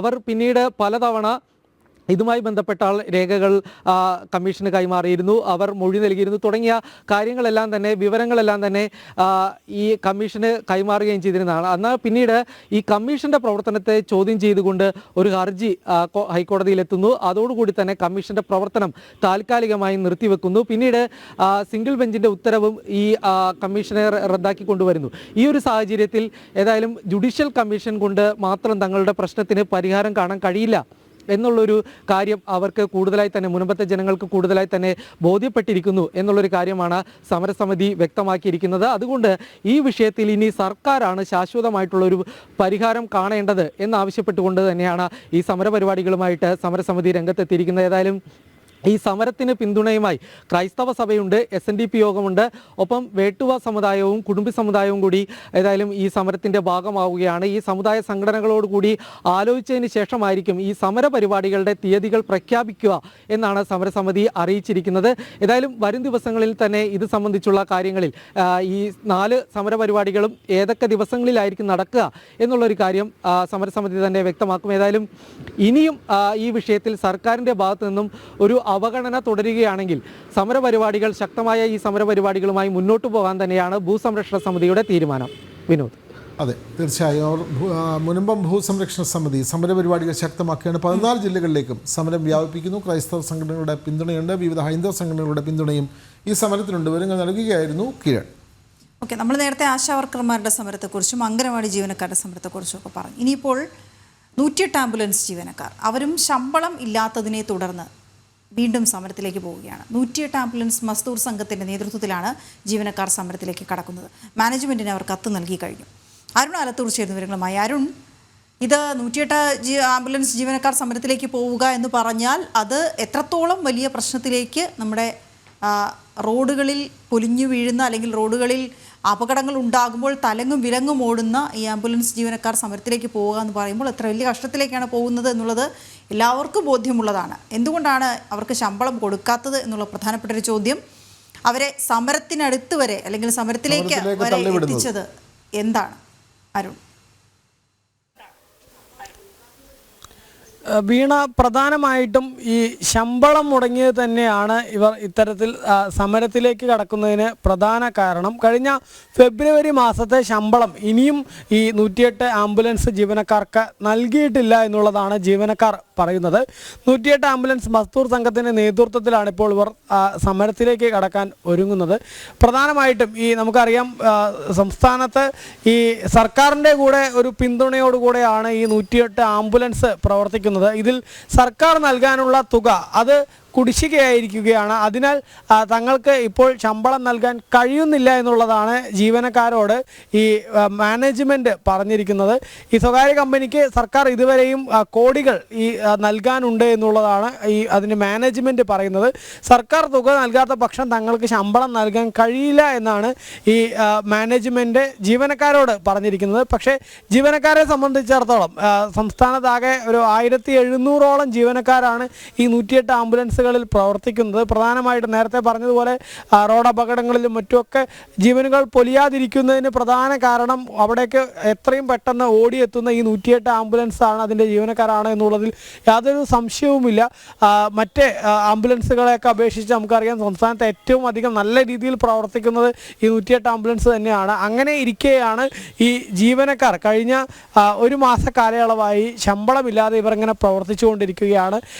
ഈ ഫെബ്രുവരി മാസത്തെ ശമ്പളം ഇപ്പോൾ മാർച്ച് പകുതി പിന്നിടുന്നു, എന്നിട്ടും ഫെബ്രുവരി മാസത്തെ ശമ്പളം ഇതുവരെ നൽകിയിട്ടില്ല എന്നുള്ളതാണ്. നമുക്കറിയാം, ഒരു വശത്ത് ആശാ വർക്കർമാർ സമരം ചെയ്യുന്നു, KSRTCയിൽ കൃത്യമായി ശമ്പളം നൽകാതെ അവിടെ പ്രതിസന്ധി ഉണ്ടാകുന്നു. സമാന രീതിയിൽ തന്നെയാണ് ഈ സർക്കാർ തുക നൽകാത്തത് കൊണ്ട്, അത് കുടിശ്ശികയായതുകൊണ്ട് തങ്ങൾക്ക് ശമ്പളം നൽകാൻ കഴിയുന്നില്ല എന്നൊരു കാര്യമാണ് 108 ആംബുലൻസിൻ്റെ ഈ മാനേജ്മെൻറ്റ് ജീവനക്കാരെ അറിയിച്ചിരിക്കുന്നത് എന്നുള്ളതാണ്. അതേസമയം തന്നെ ജീവനക്കാർ ചോദിക്കുന്നത് സംസ്ഥാന സർക്കാരിൻ്റെ വിവിധ വകുപ്പുകളിലും മറ്റുമൊക്കെ തന്നെ ഇങ്ങനെ ശമ്പളം കൃത്യമായി നൽകാതെ അവിടുത്തെ ജീവനക്കാരൊക്കെ ഇങ്ങനെ നിരന്തരം പ്രതിഷേധങ്ങളും പ്രക്ഷോഭങ്ങളും ഒക്കെ സംഘടിപ്പിക്കുന്ന സാഹചര്യം തങ്ങൾ കാണുന്നതാണ്. സംസ്ഥാനത്തിൻ്റെ സാമ്പത്തിക സ്ഥിതിയും നന്നേ മോശമാണെന്ന് തങ്ങൾക്ക് അറിയുന്നതാണ്. ഈ സാഹചര്യത്തിൽ മാനേജ്മെൻറ്റ് സർക്കാർ പണം നൽകിയാലേ, അല്ലെങ്കിൽ സർക്കാർ കുടിശ്ശികയായിട്ടുള്ള തുക നൽകിയാലേ തങ്ങൾക്ക് ശമ്പളം നൽകുകയുള്ളൂ എന്ന് പറയുന്നത് യാതൊരു കാരണവശാലും അംഗീകരിക്കാൻ കഴിയില്ല എന്നുള്ളതാണ് ഈ ആംബുലൻസിലെ ജീവനക്കാർ പറയുന്നത്. അതുമാത്രമല്ല, കഴിഞ്ഞ 6 മാസം മുൻപ് ജോലിയിൽ നിന്ന് പിരിഞ്ഞുപോയ തൊഴിലാളികളുടെ ശമ്പളവും മറ്റ് ആനുകൂല്യങ്ങളും നൽകാൻ മാനേജ്മെൻറ്റ് ഇതുവരെ തയ്യാറായിട്ടില്ല എന്നുള്ളൊരു ആക്ഷേപവും ഈ 108 ആംബുലൻസ് ജീവനക്കാർക്കുണ്ട്. അതുകൊണ്ട് തന്നെ വരും ദിവസങ്ങളിൽ കേരളത്തിൽ ഈ LFT കേസുകളുണ്ട്, അതായത് ഹോസ്പിറ്റലിൽ നിന്ന് ഹോസ്പിറ്റലിലേക്ക് പോകുന്ന ആ കേസുകൾ, അത് ഒഴിവാക്കിക്കൊണ്ട് മറ്റ് സർവീസുകളൊന്നും തങ്ങൾ നടത്തില്ല, അല്ലെങ്കിൽ അത്തരത്തിൽ മറ്റ് സർവീസുകളെല്ലാം പൂർണ്ണമായും നിർത്തിവെച്ചുകൊണ്ട് സമരത്തിലേക്ക് കടക്കും എന്നുള്ളതാണ് ഈ 108 ആംബുലൻസിലെ ജീവനക്കാർ പറയുന്നത്. മസ്തൂർ സംഘത്തിൻ്റെ നേതൃത്വത്തിലാണ് ഇത്തരത്തിലൊരു സമരം നടത്തുന്നത്. ആരോഗ്യവകുപ്പ് മന്ത്രിയെ ഉൾപ്പെടെ ഇതിൽ ഇടപെടൽ വേണമെന്നാണ് ഇവർ ആവശ്യപ്പെടുന്നത്. മാനേജ്മെൻറ്റിന് ഇതുമായി ബന്ധപ്പെട്ട് ഇതിനോടകം തന്നെ കത്ത് നൽകുകയും ചെയ്തിട്ടുണ്ട്. അതെ, 108 ആംബുലൻസിലെ ഡ്രൈവർമാരാണ് അവർ സമരവുമായി മുന്നോട്ട് പോകുന്നത്. അവർക്ക് ശമ്പളം കിട്ടുന്നില്ല എന്നുള്ള വളരെ പ്രധാനപ്പെട്ട കാര്യമാണ്. വിവരങ്ങൾ നൽകുകയായിരുന്നു അരുൺ ആലത്തൂർ. അന്തരിച്ച പ്രശസ്ത ഗാനരചയിതാവ് മങ്കൊമ്പ് ഗോപാലകൃഷ്ണൻ്റെ സംസ്കാരം ഇന്ന് നടക്കും. രാവിലെ 9 മുതൽ 11 വരെ എറണാകുളം ടൗൺ ഹാളിൽ പൊതുദർശനം നടക്കും. തുടർന്ന് തൈക്കൂട്ടത്തെ വീട്ടിലെത്തിക്കും. ഉച്ചയ്ക്ക് 2 മണിയോടെ തൃപ്പൂണിത്തുറ പൊതുശ്മശാനത്തിൽ സംസ്കാരം നടക്കും. വിവരങ്ങളുമായി കിരൺ കുമാർ ചേരുന്നു. കിരൺ, നമുക്കറിയാം മങ്കൊമ്പ് ഗോപാലകൃഷ്ണൻ, അദ്ദേഹം ഗാന രചനാരംഗത്ത്, അതേപോലെ തന്നെ നിരവധി അന്യഭാഷാ ചിത്രങ്ങൾ മലയാളികൾക്ക് പരിചയപ്പെടുത്തിയ തിരക്കഥകളൊക്കെ എഴുതിയിട്ടുള്ള ചലച്ചിത്ര ലോകത്തെ ശ്രദ്ധേയ സാന്നിധ്യമായിരുന്നു മങ്കൊമ്പ് ഗോപാലകൃഷ്ണൻ. കുട്ടനാടിൻ്റെ അഭിമാനമായിരുന്നു അദ്ദേഹം. അദ്ദേഹത്തിൻ്റെ വിയോഗം ചലച്ചിത്ര ലോകത്ത് വലിയ നഷ്ടം തന്നെയാണ് ഉണ്ടാക്കിയത്. ഇന്നാണ് അദ്ദേഹത്തിൻ്റെ സംസ്കാരം നടക്കുന്നത്. കൂടുതൽ വിവരങ്ങൾ. വിനോദ്, ഇന്ന് രാവിലെ 9 മണി മുതലാണ് അദ്ദേഹത്തിൻ്റെ പൊതുദർശനം ആരംഭിക്കുന്നത്. ടൗൺ ഹാളിലേക്ക്, നിലവിലിപ്പോൾ കൊച്ചിയിലെ സ്വകാര്യ ആശുപത്രിയിൽ സൂക്ഷിച്ചിരിക്കുന്ന മൃതദേഹം രാവിലെ 9 മണിയോടുകൂടി എറണാകുളം ടൗൺ ഹാളിൽ എത്തിക്കും. അതിനുശേഷം 9 മണി മുതൽ 11 മണി വരെ ടൗൺ ഹാളിൽ പൊതുദർശനം ഉണ്ടാകും. പിന്നീട് അദ്ദേഹത്തിൻ്റെ തൃപ്പൂണിത്തുറ വീട്ടിലേക്ക് എത്തിക്കുകയും ഉച്ചയ്ക്ക് 2 മണിയോടുകൂടി സംസ്കാര ചടങ്ങുകൾ നടക്കും എന്നുള്ളൊരു കാര്യമാണ് അറിയിച്ചിരിക്കുന്നത്. ഏതായാലും തിങ്കളാഴ്ചയായിരുന്നു അദ്ദേഹത്തിൻ്റെ അന്ത്യം സംഭവിച്ചത്. തിങ്കളാഴ്ച വൈകിട്ടോടുകൂടിയായിരുന്നു അന്ത്യം ഉണ്ടായിരുന്നത്. തൃപ്പൂണിത്തുറയിലെ വീട്ടിൽ വെച്ച് വീണ് പരിക്കേറ്റിരുന്ന മങ്കൊമ്പ് ഗോപാലകൃഷ്ണൻ കഴിഞ്ഞ ഏതാനും ദിവസങ്ങളായിട്ട് കൊച്ചിയിലെ സ്വകാര്യ ആശുപത്രിയിൽ ചികിത്സയിലായിരുന്നു. അതിനിടയിൽ ഹൃദയാഘാതത്തെ തുടർന്നായിരുന്നു തിങ്കളാഴ്ച മരണം സംഭവിച്ചത്. ഇന്നലെ അടക്കം അദ്ദേഹത്തിന് അന്ത്യോപചാരം അർപ്പിക്കാനായിട്ട് നിരവധി പേരാണ് ആശുപത്രിയിലെത്തി അദ്ദേഹത്തെ കണ്ടിരുന്നത്. സംവിധായകൻ ഹരിഹരൻ അടക്കമുള്ള ആളുകൾ എത്തുകയും ഇന്നലെ അന്ത്യോപചാരം അർപ്പിക്കുകയും ചെയ്തിരുന്നു. ഇന്ന് ടൗൺ ഹാളിലെ പൊതുദർശനത്തിലൊപ്പം വീട്ടിലെ പൊതുദർശനത്തിലടക്കം നിരവധി പ്രമുഖർ, പ്രത്യേകിച്ച് സിനിമാ മേഖലയിലെയും മറ്റും അടക്കമുള്ള ആളുകൾ അദ്ദേഹത്തിൻ്റെ അടുത്തെത്തി അന്ത്യോപചാരം അർപ്പിക്കും എന്ന് തന്നെയാണ് മനസ്സിലാക്കാൻ സാധിക്കുന്നത്. 1971 ഇറങ്ങിയ വിമോചന സമരം എന്ന സിനിമയിലൂടെയാണ് അദ്ദേഹം സിനിമാ രംഗത്തേക്ക്, ഗാനരചന രംഗത്തേക്ക് കടന്നു വന്നത്. പിന്നീട് നമ്മൾ കണ്ടിട്ടുണ്ട്, മലയാളികൾ ഏറെ പാടി ആസ്വദിച്ചിട്ടുള്ള നിരവധി ഗാനങ്ങളുടെ എല്ലാം തന്നെ രചയിതാവ് അദ്ദേഹമായിരുന്നു. 700ഓളം ഗാനങ്ങൾ അദ്ദേഹം രചിച്ചിട്ടുണ്ട്.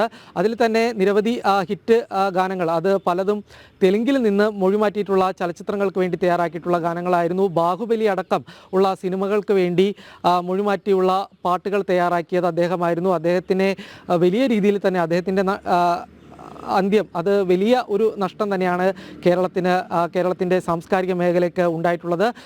ഉച്ചയ്ക്ക് 2 മണിയോടുകൂടിയായിരിക്കും തൃപ്പൂണിത്തുറ മുനിസിപ്പൽ ശ്മശാനത്തിൽ അദ്ദേഹത്തിൻ്റെ അന്ത്യ സംസ്കാര ചടങ്ങുകൾ നടക്കുക. വിനോദ്. ഓക്കെ, ശരി കിരൺ. സംസ്ഥാനത്ത് മയക്കുമരുന്ന് മാഫിയ പിടിമുറുക്കുന്നു. കേരളത്തിലേക്ക് പ്രതിദിനം എത്തുന്നത് ലക്ഷങ്ങളുടെ MDMAയും കഞ്ചാവും. എക്സൈസും പോലീസും പരിശോധന ശക്തമാക്കുമ്പോഴും ഓപ്പറേഷൻ ഡി ഹണ്ടിൽ കഴിഞ്ഞ ദിവസം മാത്രം പിടികൂടിയത് 212 പേരെ. MDMAയുടെയും കഞ്ചാവിന്റെയും സംസ്ഥാനത്തേക്കുള്ള ഒഴുക്ക് തടയാനാകാതെ ആഭ്യന്തര വകുപ്പും. സംസ്ഥാനത്ത് പരിശോധന തുടരുമ്പോഴും ലഹരിയുടെ ഒഴുക്ക് തുടരുകയാണ്. ഓപ്പറേഷൻ ഡി ഹണ്ടിന്റെ ഭാഗമായി കഴിഞ്ഞ ദിവസം സംസ്ഥാന വ്യാപകമായി നടത്തിയ സ്പെഷ്യൽ ഡ്രൈവിൽ മയക്കുമരുന്ന് വിൽപ്പനയിൽ ഏർപ്പെടുന്നതായി സംശയിക്കുന്ന 2994 പേരെ പരിശോധനയ്ക്ക് വിധേയമാക്കി. വിവിധ തരത്തിലുള്ള നിരോധിത മയക്കുമരുന്ന് കൈവശം വെച്ചതിന് 203 കേസുകളാണ് രജിസ്റ്റർ ചെയ്തത്. 212 പേരുടെ അറസ്റ്റും രേഖപ്പെടുത്തി. ഈ കേസുകളിലെല്ലാം കൂടി മാരകമരുന്നുകളായ MDMA, കഞ്ചാവ് ബീഡി എന്നിവ പോലീസ് പിടികൂടിയിട്ടുണ്ട്. നിരോധിത മയക്കുമരുന്നുകളുടെ സംഭരണത്തിലും വിപണനത്തിലും ഏർപ്പെട്ടിരിക്കുന്നവരെ കണ്ടുപിടിച്ച് കർശന നടപടികൾ സ്വീകരിക്കുന്നത് തുടരുന്നതിനിടയിലാണ് സംസ്ഥാനത്തേക്ക് ലഹരി വസ്തുക്കൾ അതിർത്തി കടന്ന് എത്തുന്നത്. ഓപ്പറേഷൻ ഡി ഹണ്ടിന്റെ ഭാഗമായി സ്ഥിരമായി മയക്കുമരുന്നുമായി ബന്ധപ്പെട്ട ഇടപാടുകൾ നടത്തുന്നവരുടെ ഡേറ്റാ ബാങ്ക് തയ്യാറാക്കി നിരന്തരമായി നിരീക്ഷണം ശക്തമാക്കാനാണ് സംസ്ഥാന പോലീസ് മേധാവിയുടെ നിർദ്ദേശം. ജനം, തിരുവനന്തപുരം. ലഹരിവിരുദ്ധ കൂട്ടായ്മയിലെ സജീവ പ്രവർത്തകൻ കഞ്ചാവുമായി പിടിയിൽ. കണ്ണൂർ മാട്ടൂൽ സ്വദേശി ഫാസിലാണ് കഞ്ചാവുമായി പഴയങ്ങാടി പോലീസിന്റെ പിടിയിലായത്. മാട്ടൂൽ, മാടായി ഭാഗങ്ങളിലെ ലഹരി സംഘങ്ങളെ പിടികൂടാനുണ്ടാക്കിയ ധീര എന്ന ലഹരിവിരുദ്ധ കൂട്ടായ്മയുടെ പ്രവർത്തകനാണ് ഇയാൾ. വിവരങ്ങളുമായി മിഥുൻ പിള്ള ചേരുന്നു. മിഥുൻ, എന്ത് പറയാനാണ്? ലഹരിവിരുദ്ധ കൂട്ടായ്മയ്ക്ക് വേണ്ടി ഉണ്ടാക്കിയ സംഘത്തിലെ പ്രധാനപ്പെട്ട ആളാണ് പ്രധാനപ്പെട്ട ലഹരി കച്ചവടക്കാരൻ. എന്താണ് കൂടുതൽ വിവരങ്ങൾ മിഥുൻ പിള്ള? അതുതന്നെയാണ് ഈ സംഭവത്തിലെ വിരോധാഭാസം എന്ന് പറയുന്നത്. ലഹരി വിരുദ്ധ സജീവ പ്രവർത്തകനാണ് ഇപ്പോൾ കഞ്ചാവുമായി പിടിയിലാകുന്ന ഒരു സാഹചര്യം ഉണ്ടായിരിക്കുന്നത്. കണ്ണൂർ മാട്ടൂർ സ്വദേശിയായ ഫാസിലാണ് 14 ഗ്രാം കഞ്ചാവുമായി പോലീസിന്റെ പിടിയിലായത്. മാട്ടൂർ, മാടായി ഭാഗങ്ങളിലെ ലഹരി സംഘങ്ങളെ പിടികൂടാനുണ്ടാക്കിയ ധീര എന്ന ലഹരി വിരുദ്ധ കൂട്ടായ്മയുടെ പ്രവർത്തകനാണ് ഈ ഫാസിൽ. മാത്രമല്ല 100-ലധികം വാട്സപ്പ് അംഗങ്ങളുള്ളൊരു വാട്സപ്പ് ഗ്രൂപ്പാണ് ഇവിടെ ഇതുള്ളത്. ആ പ്രദേശത്ത് ആരെങ്കിലും കഞ്ചാവോ മറ്റോ ഉപയോഗിക്കുന്നുണ്ടെങ്കിൽ അത് പിടികൂടുക എന്നുള്ളൊരു ലക്ഷ്യം വെച്ചുകൊണ്ടാണ് ഈ ഗ്രൂപ്പ് രൂപീകരിച്ചത് തന്നെ. എന്നാൽ അതേ ഗ്രൂപ്പിലെ അംഗത്തിന്റെ കയ്യിൽ നിന്നാണ് ഇത്തരത്തിലൊരു കഞ്ചാവ് പിടികൂടുന്ന ഒരു സാഹചര്യം ഉണ്ടായിരിക്കുന്നത്. അടിവസ്ത്രത്തിൽ ഒളിപ്പിച്ച നിലയിലാണ് ഇയാളിൽ നിന്ന് കഞ്ചാവ് പോലീസ് പിടിച്ചെടുത്തത്. വിനോദ്, അതെ, ലഹരി വിരുദ്ധ പ്രവർത്തനത്തിന് നേതൃത്വം നൽകുന്ന ആൾ തന്നെ കഞ്ചാവ് കേസിൽ പിടിയിലായിരിക്കുന്നു. വിവരങ്ങൾ നൽകുകയായിരുന്നു കണ്ണൂരിൽ നിന്നും മിഥുൻ പിള്ള. സംസ്ഥാനത്തെ റാഗിംഗ് തടയാൻ സർക്കാർ കർശന നടപടി സ്വീകരിക്കണമെന്ന് ആവശ്യപ്പെട്ടുള്ള പൊതുതാൽപര്യ ഹർജി ഹൈക്കോടതി ഇന്ന് വീണ്ടും പരിഗണിക്കും. കേരള ലീഗൽ സർവീസസ് അതോറിറ്റിയാണ് ഹർജി നൽകിയത്. കോൺഗ്രസ് നേതാവ് രമേശ് ചെന്നിത്തലയും പൂക്കോട് വെറ്ററിനറി സർവകലാശാലയിൽ മരിച്ച സിദ്ധാർത്ഥന്റെ അമ്മ ഷീബയും ഹർജിയിൽ കക്ഷി ചേരാൻ അപേക്ഷ സമർപ്പിച്ചിട്ടുണ്ട്. വിവരങ്ങളുമായി കിരൺ ചേരുന്നു. കിരൺ, എപ്പോഴായിരിക്കും ഹർജി പരിഗണിക്കുക? മറ്റ് വിവരങ്ങൾ എന്താണ്? വീണ, നേരത്തെ ഈ സംസ്ഥാനത്ത് വ്യാപിച്ചു വരുന്ന ഈ റാഗിംഗ് തടയുക എന്ന ആവശ്യം ഉന്നയിച്ചുകൊണ്ട് ഈ റാഗിംഗ് തടയുന്നതിന് വേണ്ടിയുള്ള നിയമപരിഷ്കരണം ആവശ്യപ്പെട്ടുകൊണ്ട് തന്നെയാണ് ഏതായാലും ലീഗൽ സർവീസ് അതോറിറ്റി ഇത് സംബന്ധിച്ചുള്ളൊരു പൊതു താൽപ്പര്യ ഹർജി നൽകിയിരുന്നത്. ഈ പൊതു താൽപ്പര്യ ഹർജിയിലേക്കാണ് കോൺഗ്രസ് നേതാവായിട്ടുള്ള രമേശ് ചെന്നിത്തലയും ഒപ്പം തന്നെ പൂക്കോട് വെറ്റിനറി സർവകലാശാലയിൽ SFI പ്രവർത്തകരുടെ മർദ്ദനത്തിനിരയായി മരിച്ച സിദ്ധാർത്ഥൻ്റെ അമ്മയും കക്ഷി ചേരാൻ ആവശ്യപ്പെട്ടുകൊണ്ട് ഹർജി നൽകിയിരുന്നത്. ഈ ആവശ്യം കൂടി ഇന്ന് ഏതായാലും കോടതി പരിഗണിക്കുന്നുണ്ട്. കേരളത്തിൽ നിലവിൽ ഉള്ള ഈ റാഗിംഗ് നിരോധന നിയമം അത് പരിഷ്കരിക്കണം എന്നുള്ളൊരാവശ്യം തന്നെയാണ് ഈ ഹർജിയിൽ മുന്നോട്ട് വെക്കുന്നത്. ഒപ്പം തന്നെ ഈ UGC മാനദണ്ഡങ്ങൾ അനുസരിച്ചുള്ള ഈ ചട്ടങ്ങൾ കൂടി പരിഗണിച്ചുകൊണ്ടായിരിക്കണം പുതിയ നിയമം എന്നുള്ളൊരാവശ്യം കൂടി ഏതായാലും ഈ പൊതുതാൽപര്യ ഹർജിയിലുണ്ട്. ഈ ഹർജിയാണ് ഇന്ന് ഹൈക്കോടതി പരിഗണിക്കുന്നത്. ശരി കിരൺ. ഹരിപ്പാട് കുമാരപുരത്ത് നിന്ന് 10 വർഷം മുമ്പ് കാണാതായ രാകേഷിനെ കുറിച്ചുള്ള അന്വേഷണത്തിനിടെ തിരോധാനവുമായി ബന്ധമുണ്ടെന്ന് സംശയിക്കുന്ന ആളുടെ വീട്ടിൽ നിന്ന് തോക്കും വെടിയുണ്ടകളും മാരകായുധങ്ങളും പോലീസ് കണ്ടെത്തി. നിരവധി ക്രിമിനൽ കേസുകളിൽ പ്രതിയായ കുമാരപുരം സ്വദേശി കിഷോറിൻ്റെ വീട്ടിൽ നിന്നാണ് വിദേശ നിർമ്മിത ആയുധങ്ങൾ കണ്ടെത്തിയത്. അതേസമയം രാകേഷ് തിരോധാനം സംബന്ധിച്ചുള്ള അന്വേഷണ റിപ്പോർട്ട് നൽകാൻ പോലീസിനോട് കോടതി ആവശ്യപ്പെട്ടിട്ടുണ്ട്. നിങ്ങളുമായി നിഷ ദിലീപ് ചേരുന്നു. നിഷ, വളരെ ദുരൂഹത ഉളവാക്കുന്ന ഒരു തിരോധാനമാണ്. ഇപ്പോൾ ഇക്കാര്യത്തിൽ കൂടുതൽ ചില തെളിവുകൾ ലഭിച്ചിരിക്കുന്നു. മറ്റു വിവരങ്ങൾ? 2015 നവംബറിലാണ് ഹരിപ്പാട് കുമാരപുരം സ്വദേശിയായ രാകേഷിനെ കാണാതാകുന്നത്. ആശാരി പണിക്കാരനായിരുന്ന രാകേഷ് കാണാതാകുമ്പോൾ 30 വയസ്സായിരുന്നു ഇയാൾക്ക് പ്രായം. കാണാതാവുന്ന ദിവസം രാത്രി അമ്മയോട് സംസാരിച്ചിരുന്ന രാകേഷ് പുറത്തിറങ്ങിപ്പോയി. പിന്നീട് ഇയാളെ ആരും കണ്ടിട്ടില്ല. അതാണ് കേസ്. അത് സംബന്ധിച്ച് രാകേഷിന്റെ അമ്മ രമ ഹരിപ്പാട് പോലീസിൽ പരാതി നൽകി അന്വേഷണം നടക്കുന്നുണ്ടായിരുന്നു. ഇവർ പറഞ്ഞതനുസരിച്ച് അതായത് രാകേഷുമായി ഏതെങ്കിലും തരത്തിൽ വൈരാഗ്യമുള്ള ആളുകളെ അല്ലെങ്കിൽ ഈ അമ്മയ്ക്ക് സംശയമുള്ള ആളുകളെ ഒക്കെ ഹരിപ്പാട് പോലീസ് വിളിച്ച് ചോദ്യം ചെയ്തിരുന്നു. 10 വർഷം മുമ്പ് നടന്ന സംഭവമാണ്. പിന്നീട് അവരെ വിട്ടയക്കുകയും ചെയ്തു. പിന്നീട് ഈ തിരോധാന കേസുകളൊക്കെ വീണ്ടും SP-യുടെ നേതൃത്വത്തിൽ അന്വേഷിക്കാൻ ഉത്തരവിട്ടപ്പോൾ രാകേഷിന്റെ തിരോധാനവും ആ രീതിയിൽ തന്നെ പ്രത്യേക അന്വേഷണ സംഘം രൂപീകരിച്ച് അന്വേഷിക്കാൻ തുടങ്ങിയിരുന്നു. അതിനിടെയാണ് കഴിഞ്ഞ കുറച്ച് ദിവസങ്ങൾക്ക് മുമ്പ് രാകേഷിന്റെ വീടിനടുത്തുള്ള പല ആളുകളെയും പോലീസ് കസ്റ്റഡിയിലെടുക്കുകയും ചോദ്യം ചെയ്യുകയും ചെയ്തത്. ഇവരിൽ നിന്നും കിട്ടിയ തെളിവുകളുടെ അടിസ്ഥാനത്തിൽ എന്നാണ് പോലീസ് നൽകുന്ന സൂചന. അങ്ങനെ കിട്ടിയ തെളിവുകളുടെ അടിസ്ഥാനത്തിൽ ഇന്നലെ രാകേഷിന്റെ വീടിന് സമീപം കിഷോർ എന്ന ആളുടെ വീട്ടിൽ പോലീസ് സംഘം എത്തി തെരച്ചിൽ നടത്തി. അവിടെ നിന്നാണ് ഇന്നലെ വിദേശ നിർമ്മിത തോക്കും വെടിയുണ്ടകളും ഒപ്പം തന്നെ മഴുവും ഒക്കെ വാളും അടക്കമുള്ള മാരകായുധങ്ങൾ കണ്ടെത്തിയത്. നിരവധി ക്രിമിനൽ കേസുകളിൽ പ്രതിയാണ് കിഷോർ എന്ന് പോലീസ് പറയുന്നുണ്ട്. പരിശോധന നടക്കുമ്പോൾ ഇയാൾ വീട്ടിൽ ഉണ്ടായിരുന്നില്ല. ഇയാൾക്കെതിരെ ലൈസൻസ് ഇല്ലാതെ തോക്ക് സൂക്ഷിച്ചതിന് പോലീസ് കേസെടുത്തിട്ടുണ്ട്.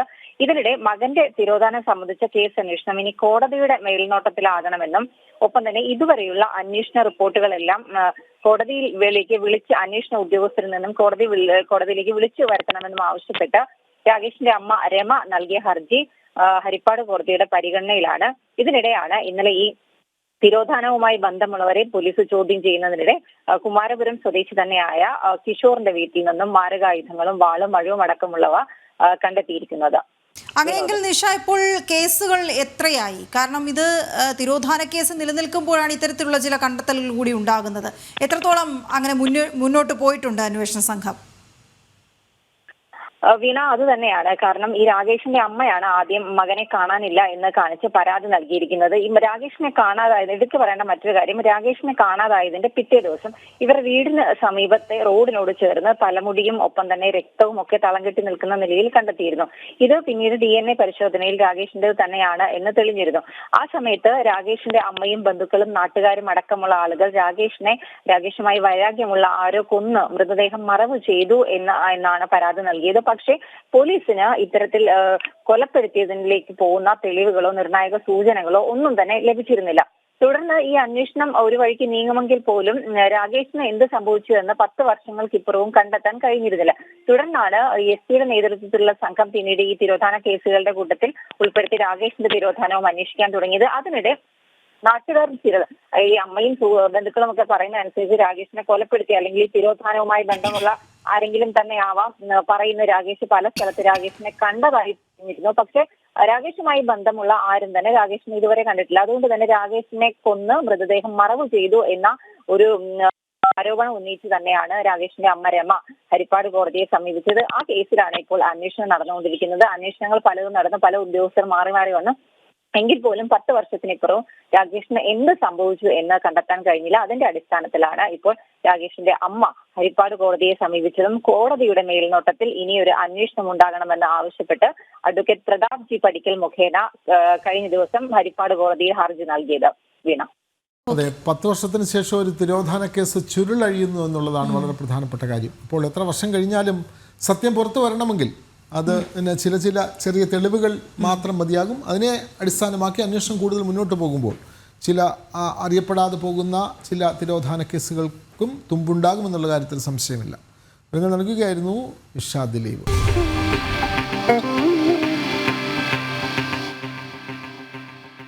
കോഴിക്കോട് കുണ്ടായിത്തോടിൽ ജപ്തി ഭീഷണിയിൽ കഴിയുകയാണ് ഒരു പട്ടികജാതി കുടുംബം. ഏത് നിമിഷവും നിലം പതിക്കാറായ വീട്ടിൽ നിന്ന് കുടിയിറങ്ങേണ്ടി വന്നാൽ തെരുവിൽ കഴിയേണ്ട അവസ്ഥയിലാണ് മുരളിയും കുടുംബവും. ജോലിക്ക് പോകാൻ പോലും കഴിയാത്ത സാഹചര്യത്തിലാണ് രോഗബാധിതനായ മുരളി.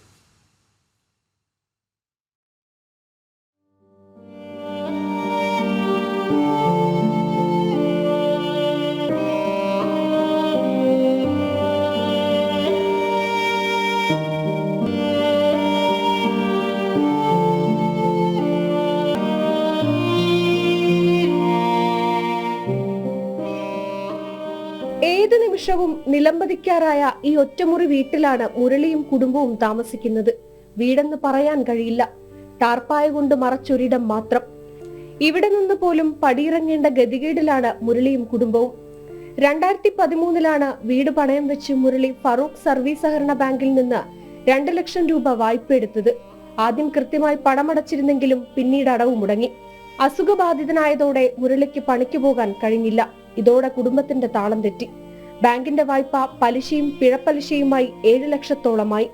ഇതോടെയാണ് ബാങ്ക് ജപ്തി നടപടിയുമായി മുന്നോട്ട് വന്നത്. ഞാൻ 2 ലക്ഷം രൂപ ബാങ്കിൽ നിന്ന് ലോൺ എടുത്തിരുന്നു. അത് പിന്നെ എനിക്ക് സുഖമില്ലാത്ത കാരണം അടയ്ക്കാൻ പറ്റില്ല. അതിപ്പം ജപ്തി നടപടി നേരിടുക. പല പ്രാവശ്യം പാമ്പ് വന്നോ 2 ലക്ഷം. ഇപ്പം അത് 7 ലക്ഷത്തിന് എടുത്തായി. പലിശ പിഴപ്പലിശയൊക്കെ കൂട്ടിയിട്ട് 7 ലക്ഷം. ഇപ്പോൾ നമുക്ക് എൻ്റെ ചെറിയ ലോൺ എടുത്തിരുന്നു 2 ലക്ഷം. ആ 2 ലക്ഷം തന്നെ അടയ്ക്കുന്നത്. പല പ്രാവശ്യം പോയിട്ട് നിങ്ങൾ 10 സെക്രട്ടറിക്ക് വരെ കൊടുത്താണ്. സമ്മതിക്കില്ല. ലോൺ എടുത്ത തുക 2 ലക്ഷം രൂപ തിരിച്ചടയ്ക്കാൻ മുരളിക്ക് കഴിയും. പക്ഷേ 3 ലക്ഷത്തിന് മുകളിലാണ് ബാങ്ക് നിലവിൽ ആവശ്യപ്പെടുന്നത്. ഈ പ്രതിസന്ധി ഘട്ടത്തിലാണ് പ്രദേശത്തെ CPM-കാർ മുരളിയുടെ വീട്ടിലെത്തിയതും BJP പ്രവർത്തകനായ മുരളിയോട് പാർട്ടി മാറിയാൽ സഹായിക്കാമെന്ന വാഗ്ദാനം മുന്നോട്ട് വെക്കുന്നതും. തെരഞ്ഞെടുപ്പിന് മുമ്പേ ഇവിടെ വന്നിട്ട് ഞങ്ങൾ എടുത്തിട്ട് ഒരു സമ്മേളനം മീറ്റിംഗ് നടത്തിട്ടായിരുന്നു CPM-ൻ്റെ ആൾക്കാർ. അപ്പോൾ ഞാൻ പറഞ്ഞു വേണ്ട നടക്കില്ല, അങ്ങനെ നടക്കുകയാണെങ്കിലും ഒരു ശരിയാക്കി തരാറുണ്ട്, ലോണിൻ്റെ കാര്യം ഒഴിവാക്കി തരാനൊക്കെ പറഞ്ഞു. ഞാൻ പറഞ്ഞു നടക്കില്ല. റവന്യൂ മിനിസ്റ്റർക്കും പട്ടികജാതി മിനിസ്റ്റർക്കും കോപ്പറേറ്റീവ് മിനിസ്റ്റർക്കുമെല്ലാം തന്റെ അവസ്ഥ ചൂണ്ടിക്കാണിച്ച് മുരളി പരാതി നൽകിയിരുന്നു. ലീഗൽ സർവീസ് അതോറിറ്റിയിലേക്ക് ഇയാളെ വിളിപ്പിച്ചിരുന്നു. ബാങ്കിനെയും വിളിപ്പിച്ചു. ബാങ്കിനോട് വീണ്ടും വരാൻ വേണ്ടി പറഞ്ഞു. ബാങ്ക് പിന്നെ അതിനോട് സഹകരിച്ചില്ല. അപ്പം മുരളീൻ്റെ ഇപ്പോഴത്തെ സാഹചര്യം നോക്കുന്ന സമയത്ത് അവൻ്റെ കയ്യിൽ ഇപ്പോൾ 2 ലക്ഷം രൂപ ഉണ്ടെന്നാണ് പറയുന്നത്. അവൻ ഈ സഹായത്തിന് അർഹനാണ് എന്നാണ് എൻ്റെ അന്വേഷണത്തിൽ എനിക്ക് മനസ്സിലാക്കാൻ കഴിഞ്ഞത്. തലചായ്ക്കാനൊരിടം, അവിടെ നിന്ന് പോലും പടിയിറങ്ങേണ്ടി വരുമോ എന്ന ആശങ്കയിലാണ് മുരളിയും കുടുംബവും. ജനം, കോഴിക്കോട്. നമ്മുടെ പ്രേക്ഷകൻ വിജിൻ മേനോൻ പറയുന്നു, സംഘപരിവാർ സംഘടനകളൊക്കെ ഈ പാവപ്പെട്ടവൻ്റെ ദുരിതം കണ്ടറിയണം, സഹായിക്കണം. അത് തന്നെയാണ് നമുക്ക് പറയാനുള്ളത്. സന്മനസ്സുള്ളവർ അദ്ദേഹത്തെ സഹായിച്ച് അദ്ദേഹത്തിന് ഒരു പുതിയ വീട് അല്ലേ എന്നുള്ളൊരു സ്വപ്നം യാഥാർത്ഥ്യമാക്കാൻ എല്ലാവരും കൂടെ നിൽക്കണം. എയ്ഡഡ് സ്കൂളുകളിലെ ഭിന്നശേഷി നിയമനങ്ങൾ സംബന്ധിച്ച കേസിൽ നായർ സർവീസ് സൊസൈറ്റി നേടിയെടുത്ത സുപ്രീം കോടതി വിധി മറ്റ് സ്ഥാപനങ്ങൾക്കും ബാധകമാക്കണമെന്ന് അധ്യാപക സംഘടനകൾ. ഭിന്നശേഷി സംവരണം ഉറപ്പാക്കാൻ എന്ന പേരിൽ 2021 മുതൽ എയ്ഡഡ് സ്കൂളുകളിലെ മറ്റ് നിയമനങ്ങൾ സർക്കാർ സ്ഥിരപ്പെടുത്തിയിരുന്നില്ല. ഇതിനെതിരെയാണ് NSS സുപ്രീം കോടതിയെ സമീപിച്ചത്. തുടർന്ന് ഭിന്നശേഷി വിഭാഗത്തിൽ അല്ലാത്ത നിയമനങ്ങൾക്ക് അംഗീകാരം നൽകാൻ സുപ്രീം കോടതി സംസ്ഥാന സർക്കാരിന് നിർദ്ദേശവും നൽകിയിരുന്നു. വിവരങ്ങളുമായി ഗോകുൽ ചേരുന്നു. ഗോകുൽ, ഈ ഭിന്നശേഷി നിയമനവുമായി ബന്ധപ്പെട്ടുള്ള വളരെ പ്രധാനപ്പെട്ട ഒരു വിധിയാണ് കോടതിയിൽ നിന്ന് ഉണ്ടായത്.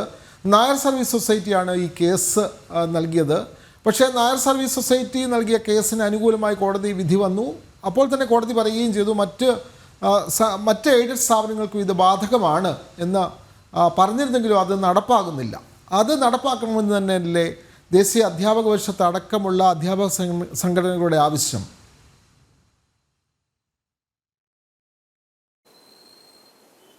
അതുതന്നെയാണ് വിവിധ അധ്യാപക സംഘടനകൾ ആവശ്യപ്പെടുന്ന പ്രധാനപ്പെട്ട കാര്യം. അതുതന്നെയാണ് ഈ NSS കോടതി കയറാനിടയായ സാഹചര്യം. 2021 നവംബറിൽ സർക്കാരിൻ്റെ ഒരു സർക്കുലർ ഇറങ്ങുകയാണ്. ആ സർക്കുലർ പറയുന്നത് വിവിധ എയ്ഡഡ് സ്ഥാപനങ്ങളിൽ ഭിന്നശേഷി സംവരണം പൂർണ്ണമായി നടപ്പിലാക്കിയതിനു ശേഷം മാത്രമേ മറ്റ് അധ്യാപക അനധ്യാപക നിയമനങ്ങൾ നടത്തുവാൻ വേണ്ടി പാടുള്ളൂ. അതിനുശേഷം മാത്രമേ ആ നിയമനങ്ങൾ സർക്കാർ അംഗീകരിക്കുകയുള്ളൂ എന്നൊരു ഉത്തരവാണ് ഇറങ്ങുന്നത്.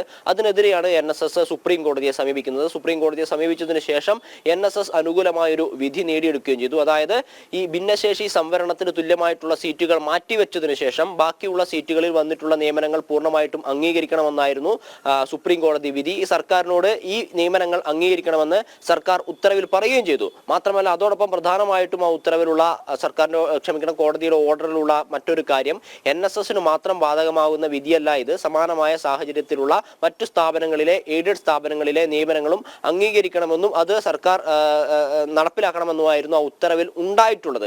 എന്നാൽ കഴിഞ്ഞ ദിവസം സർക്കാർ പുറത്തിറക്കിയ ഉത്തരവിൽ NSSലെ ഭിന്നശേഷി സംവരണത്തിന് മാറ്റിവെച്ചിട്ടുള്ള സീറ്റുകൾ ഒഴികെയുള്ള ബാക്കി അധ്യാപക അനധ്യാപക നിയമനങ്ങൾ അംഗീകരിച്ചുകൊണ്ടുള്ള ഉത്തരവ് മാത്രമാണ് സർക്കാർ പുറത്തിറക്കിയിട്ടുള്ള പുതിയ ഉത്തരവിലുള്ളത്.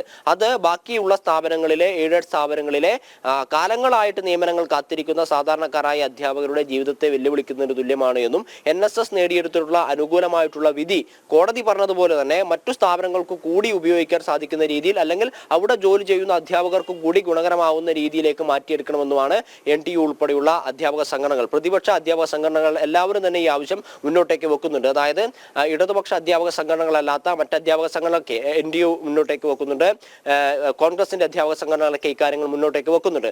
എന്താണ് അത്തരത്തിലൊരു തടസ്സം എന്നുള്ളത് പറയാൻ സർക്കാരിന് ഇതുവരെ തയ്യാറായിട്ടില്ല. പ്രത്യേകിച്ച് കോടതിയുടെ ഉത്തരവിലും ഈ കാര്യമുണ്ട്. NSS നേടിയെടുത്ത വിധിയാണെങ്കിൽ കൂടിയും NSSന് മാത്രമല്ല, NSSന്റെ സ്ഥാപനങ്ങളിൽ മാത്രമല്ല മറ്റെല്ലാ സ്ഥാപനങ്ങളിലും ഈ പറയുന്ന കാര്യത്തിലുള്ള നിയമനം നടപ്പിലാക്കണം. അതായത് ഭിന്നശേഷി സംവരണത്തിന് തുല്യമായ സീറ്റുകൾ മാറ്റിവെച്ചതിന് ശേഷം ബാക്കിയുള്ള സീറ്റുകളിലെ അധ്യാപക അനധ്യാപക നിയമനങ്ങളൊക്കെ അംഗീകരിക്കാൻ തയ്യാറാവുക എന്നുകൂടി പറയുന്നുണ്ട്. എന്തായാലും വലിയൊരു നേട്ടമാണ് NSS നേടിയെടുത്തിട്ടുള്ളത്. 4 വർഷം നീണ്ട നിയമ പോരാട്ടത്തിനൊടുവിൽ NSSന് തങ്ങളുടെ ആവശ്യം നേടിയെടുക്കാൻ വേണ്ടി സാധിച്ചു. പക്ഷേ സർക്കാർ ഈ NSS നേടിയെടുത്ത നേട്ടം NSSന് വേണ്ടി മാത്രം മാറ്റിവെക്കുന്നു, അല്ലെങ്കിൽ മറ്റ് എയ്ഡഡ് സ്ഥാപനങ്ങൾക്ക് വേണ്ടി മാറ്റിവെക്കാൻ തയ്യാറാവുന്നില്ലാത്തൊരു സാഹചര്യമുണ്ട്. അതുമൂലം ആയിരക്കണക്കിനായിട്ടുള്ള അധ്യാപകർ ഇപ്പോഴും ദിവസവേതനക്കാരായി ജോലി ചെയ്യേണ്ട ഒരു സാഹചര്യമാണുള്ളത്. അതിനെതിരെയാണ് അധ്യാപക സംഘടനകൾ വന്നിട്ടുള്ളത്. സർക്കാർ ആ ഉത്തരവ് വീണ്ടും പരിഷ്കരിച്ചുകൊണ്ട് മുഴുവൻ എയ്ഡഡ് സ്ഥാപനങ്ങൾക്കും NSS നേടിയെടുത്തിട്ടുള്ള ഈ വിധിയെ ഉപയോഗപ്പെടുത്താൻ സാധിക്കുന്ന രീതിയിൽ പുതിയ ഉത്തരവിറക്കണമെന്നാണ് അധ്യാപക സംഘടനകളുടെ ആവശ്യം. അതെ, വിവരങ്ങൾ നൽകുകയായിരുന്നു ഗോകുൽ. ഇനി കോഴിക്കോട് താമരശ്ശേരിയിൽ ഷിബിലയെ ഭർത്താവ് കൊന്നത് സ്വബോധത്തോടെയെന്ന് പോലീസ്. ആക്രമണം നടത്തിയ സമയം പ്രതി ലഹരി ഉപയോഗിച്ചിരുന്നില്ല എന്ന് വൈദ്യപരിശോധനയിൽ സ്ഥിരീകരിച്ചതായി പോലീസ് പറഞ്ഞു. യാസിന്റെ സുഹൃത്താണ് പുതുപ്പാടിയിൽ അമ്മയെ കൊലപ്പെടുത്തിയ ആഷിഖ്. ആഷിഖിന്റെ ഉമ്മയായ സുബൈദയുടെ കൊലപാതകത്തിന് പിന്നാലെ ഷിബില യാസിറുമായി ബന്ധം ഏർപ്പെടുത്താൻ തീരുമാനിച്ചിരുന്നുവെന്ന് അറിയുന്നു. ദിസ്ന സുരേഷ് ചെയ്യുന്നുണ്ട്. ദിസ്ന, പുതിയ വിവരങ്ങൾ പലതും വരുന്നു, എന്തൊക്കെയാണത്?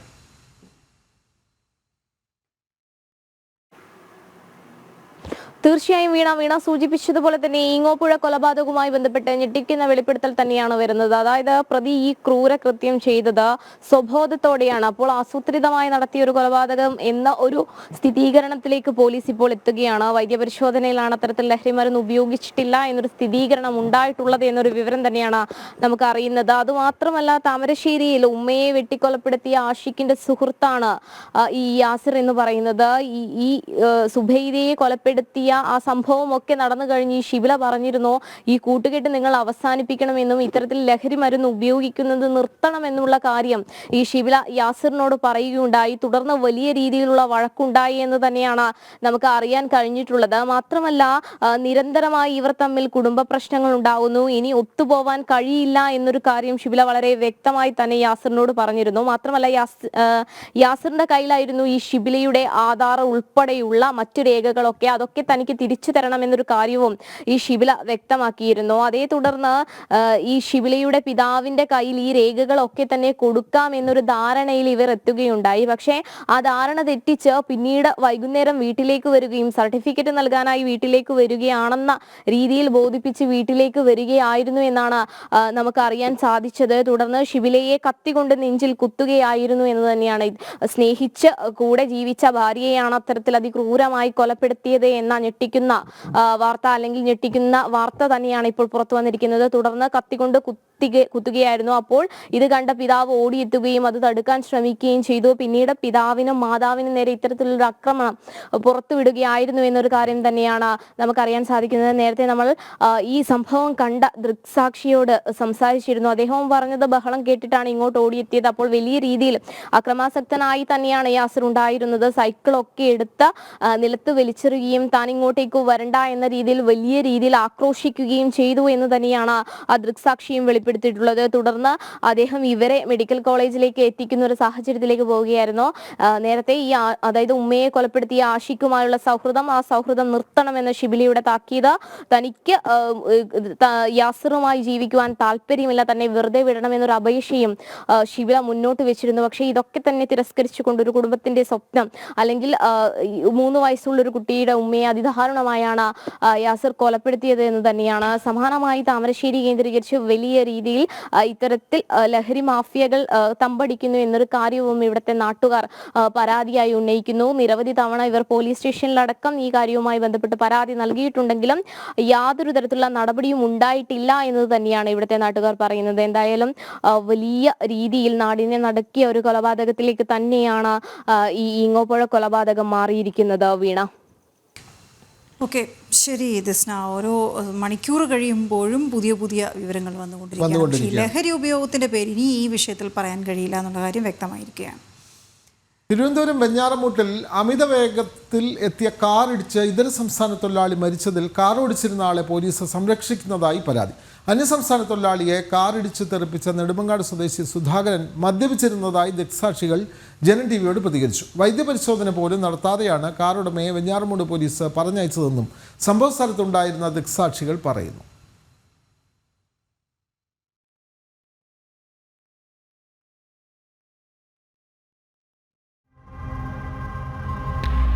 വിവരങ്ങളുമായി വിനീഷ് ചേർന്നു. വിനീഷ, അന്യസംസ്ഥാന പിരപ്പൻകോട് നിന്നും വെഞ്ഞാറമൂട് ഭാഗത്തേക്ക് വരികയായിരുന്ന നെടുമങ്ങാട് സ്വദേശിയായ സുദർശൻ കാറിൽ അമിത വേഗതയിൽ പാഞ്ഞെത്തി അസാം സ്വദേശി ദേവരാജ് ഗൗറിനെ ഇടിച്ചു തെറിപ്പിക്കുന്നു. തുടർന്ന് സമീപത്തുള്ള പെട്രോൾ പമ്പിലേക്ക് കാറ് ഇടിച്ചു കയറ്റി.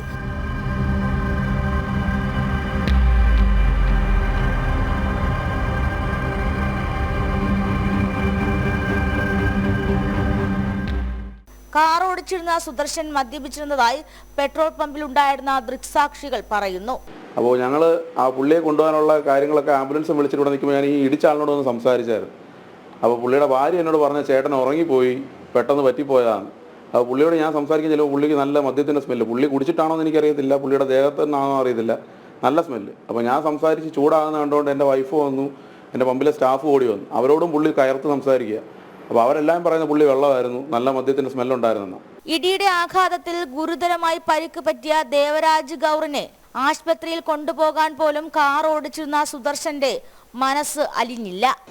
എന്നിട്ട് ആ ആളെ ഞങ്ങളെ കൂടെ നിന്ന പയ്യൻ ചെന്ന് ആ വണ്ടിയിൽ അവിടെ ചെന്ന് തട്ടി വിളിച്ച് അങ്ങനെ ഇറങ്ങി വന്ന് അയാൾ വന്ന് അവിടെ ഇരുന്ന് അയാൾ വെള്ളം വരുന്നതാണെന്നാണ് എനിക്ക് തോന്നുന്നത്. സത്യം പറഞ്ഞാൽ അയാൾ ഒരു മനസാക്ഷി ഇല്ലാത്ത കണക്കാണ് അന്ന് അയാളെ പെരുമാറ്റം. എന്നിട്ട് ആ ആൾ എന്നെ വന്ന് വണ്ടി എടുത്തുകൊണ്ട് തിരിച്ച് ആ ആൾ എന്നെ ആ വണ്ടിയും കാറും കൊണ്ട് പോയി. അയാൾക്ക് എണിക്കാൻ വയ്യ, വണ്ടിയിൽ തിരിച്ച് കൂടെ ചെല്ലാൻ പറഞ്ഞിട്ട് അവർക്ക് ആർക്കും വയ്യ. അപ്പോഴത്തേക്ക് അയാൾ ഭാര്യ അവിടെ നിന്ന് ആരൊക്കെ ഫോൺ വിളിക്കുന്നു. കുറച്ചു നേരം കഴിഞ്ഞപ്പോൾ അയാൾ വന്ന് അവിടെ ഇവിടെ ഇരുന്നിട്ട് അങ്ങേര് വണ്ടി എടുത്ത് അങ്ങേര് ഒരു കൂസലും ഇല്ലാതെ അങ്ങേര് അങ്ങ് പോയി. ആ മനുഷ്യൻ അവിടെ തന്നെ അങ്ങനെ കിടന്ന് ചെല്ലാൻ പറഞ്ഞിട്ടുമില്ല അയാൾക്ക് വയ്യ. തുടർന്ന് വെഞ്ഞാറമൂട് പോലീസ് സംഭവ സ്ഥലത്തെത്തി സുധാകരനെ അതേ കാറിൽ തന്നെ തിരികെ പറഞ്ഞയച്ചു. വൈദ്യ പരിശോധനയ്ക്ക് പോലും പോലീസ് തയ്യാറായില്ല എന്ന പരാതിയുണ്ട്. അല്ലാതെ അവിടെ ഒരാൾ കിടക്കുന്നെന്നോ രക്ഷിക്കണമെന്നോ അങ്ങനെ ഒന്നും അവർക്കില്ല. രണ്ടുപേരും ഇവിടെ നിന്നതല്ലാതെ ഒന്ന് പോയി നോക്കുകയോ എന്താ ആൾക്ക് പറ്റിയെന്നൊന്നു പോലും പോയി നോക്കുകയോ ഒന്നും ചെയ്തിട്ടില്ല. ഇടിച്ചു, അവർ രണ്ടുപേരും കൂളായിട്ട് ഇവിടെ നിന്നു, ഫോണിൽ സംസാരിച്ചു നിൽക്കുന്നു. മറ്റേ വണ്ടി ഇവിടെ നിന്ന് എടുത്ത് അങ്ങോട്ട് പോയപ്പോഴത്തേക്ക് അദ്ദേഹം ഇവിടെ നിന്ന് എഴുന്നേറ്റു. എൻ്റെ ഫോൺ കണ്ടില്ല എന്നും പറഞ്ഞ് എഴുന്നേറ്റു. അപ്പം ഇവിടെ നിന്നുള്ളവരെല്ലാം റൈസായി, നിങ്ങളെന്താ കൂടെ പോവാഞ്ഞ്? അപ്പം ആ ആൻറ്റി പറഞ്ഞു ഉറങ്ങിപ്പോയതാണ് അദ്ദേഹം എന്ന് പറഞ്ഞു, വഴക്ക് പറയല്ലേ എന്ന് പറഞ്ഞു. അല്ലാതെ പിന്നെ പോലീസ് വന്ന് ഇദ്ദേഹത്തിനെ അങ്ങ് പറഞ്ഞു വിട്ടു. അമിത വേഗതയ്ക്കും മനഃപൂർവ്വമല്ലാത്ത നരകഹത്യയ്ക്കും മാത്രമാണ് പോലീസ് എഫ്ഐആർ രജിസ്റ്റർ ചെയ്തിട്ടുള്ളത്. മദ്യപിച്ചിരുന്നതായി എഫ്ഐആറിൽ എങ്ങും പറയുന്നില്ല. മരിച്ച ആസാം സ്വദേശി ദേവരാജ് ഗൗറിന്റെ മൃതദേഹം കഴിഞ്ഞ ദിവസം സ്വന്തം നാട്ടിലേക്ക് കൊണ്ടുപോയി. പിരപ്പൻകോട് സ്വകാര്യ സ്ഥാപനത്തിലെ ജീവനക്കാരനാണ് മരണപ്പെട്ട ദേവരാജ്. ജനം, തിരുവനന്തപുരം. വിനീഷ് ചേർന്നു. വിനീഷ്, അസം സ്വദേശിയായ ഒരാളെ വാഹനമിടിച്ച് കൊലപ്പെടുത്തിയ സംഭവത്തിൽ ദൃക്സാക്ഷികൾ എല്ലാം പറയുന്നു എന്താണ് നടന്നത്, അദ്ദേഹം മദ്യപിച്ചിരുന്നു തുടങ്ങിയ കാര്യങ്ങളെല്ലാം പറയുന്നു. പക്ഷേ പോലീസ് ഇദ്ദേഹത്തെ രക്ഷിക്കാനുള്ള മനഃപൂർവ്വമായ ശ്രമം നടത്തിയിട്ടുണ്ട് എന്നല്ലേ ഇതിൽ നിന്ന് മനസ്സിലാകുന്നത് വിനീഷ്?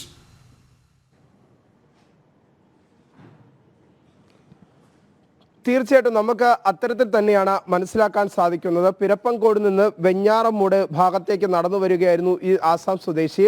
ആ സമയത്ത് വാഹനം നിയന്ത്രണം വിട്ട് ഈ ആസാം സ്വദേശി ഇടിക്കുന്ന ദൃശ്യങ്ങൾ നമുക്ക് അത് CCTV ദൃശ്യങ്ങളിൽ നിന്ന് വ്യക്തമാണ്. തുടർന്ന് സമീപ പ്രദേശത്തെ മറ്റൊരു പെട്രോൾ പമ്പിലേക്ക് കയറിപ്പോകുന്ന മറ്റൊരു വാഹനത്തിലേക്കും ഇടിക്കുന്നു. അങ്ങനെ അതിനുശേഷം ഒരു കൂസലുമില്ലാതെ ഈ വാഹനം ഇടിക്കുന്ന ആൾ കടന്നു കളയുന്ന അല്ലെങ്കിൽ അവിടെ നിന്ന് പോകുന്ന കാഴ്ചയാണ് നമുക്ക് കാണാൻ സാധിക്കുന്നത്. അദ്ദേഹവും ഈ നെടുമങ്ങാട് സ്വദേശിയായ അദ്ദേഹവും അദ്ദേഹത്തിന്റെ ഭാര്യയുമാണ് ഒരുമിച്ചായിരുന്നു വാഹനത്തിൽ കാറിനുള്ളിൽ ഉണ്ടായിരുന്നത്. ഏറ്റവും പ്രധാനം എന്ന് പറയാൻ സാധിക്കുന്നത് ഈ ഒരു അപകടം സംഭവിച്ചതിന് ശേഷം പോലീസ് പ്രഥമമായി സ്വീകരിക്കേണ്ട നിയമ നടപടികൾ പോലീസിന്റെ ഭാഗത്തുനിന്ന് ഉണ്ടായിട്ടില്ല എന്നതാണ് നമുക്ക് മനസ്സിലാക്കാൻ സാധിക്കുന്നത്. പ്രാഥമികമായി പോലീസ് ചെയ്യേണ്ട നിയമ നടപടികളിൽ പോലീസ് വലിയ അലംഭാവം കാണിച്ചു. അത് എന്തിനു വേണ്ടിയിട്ടാണ് അത്തരത്തിലുള്ള അലംഭാവം കാണിച്ചത് എന്ന ആ ഒരു ചോദ്യമാണ് അവിടെയുള്ള നാട്ടുകാരിൽ നിന്നും ദൃക്സാക്ഷികളിൽ നിന്ന് ഉയരുന്നത്. കാരണം ഇദ്ദേഹം വാഹനം ഇടിച്ചതിന് ശേഷം ഇദ്ദേഹം പോലീസ് സ്റ്റേഷനിലേക്ക് എത്തിക്കുന്നു. വിവരമറിഞ്ഞ് പോലീസ് എത്തുന്നു. തുടർന്ന്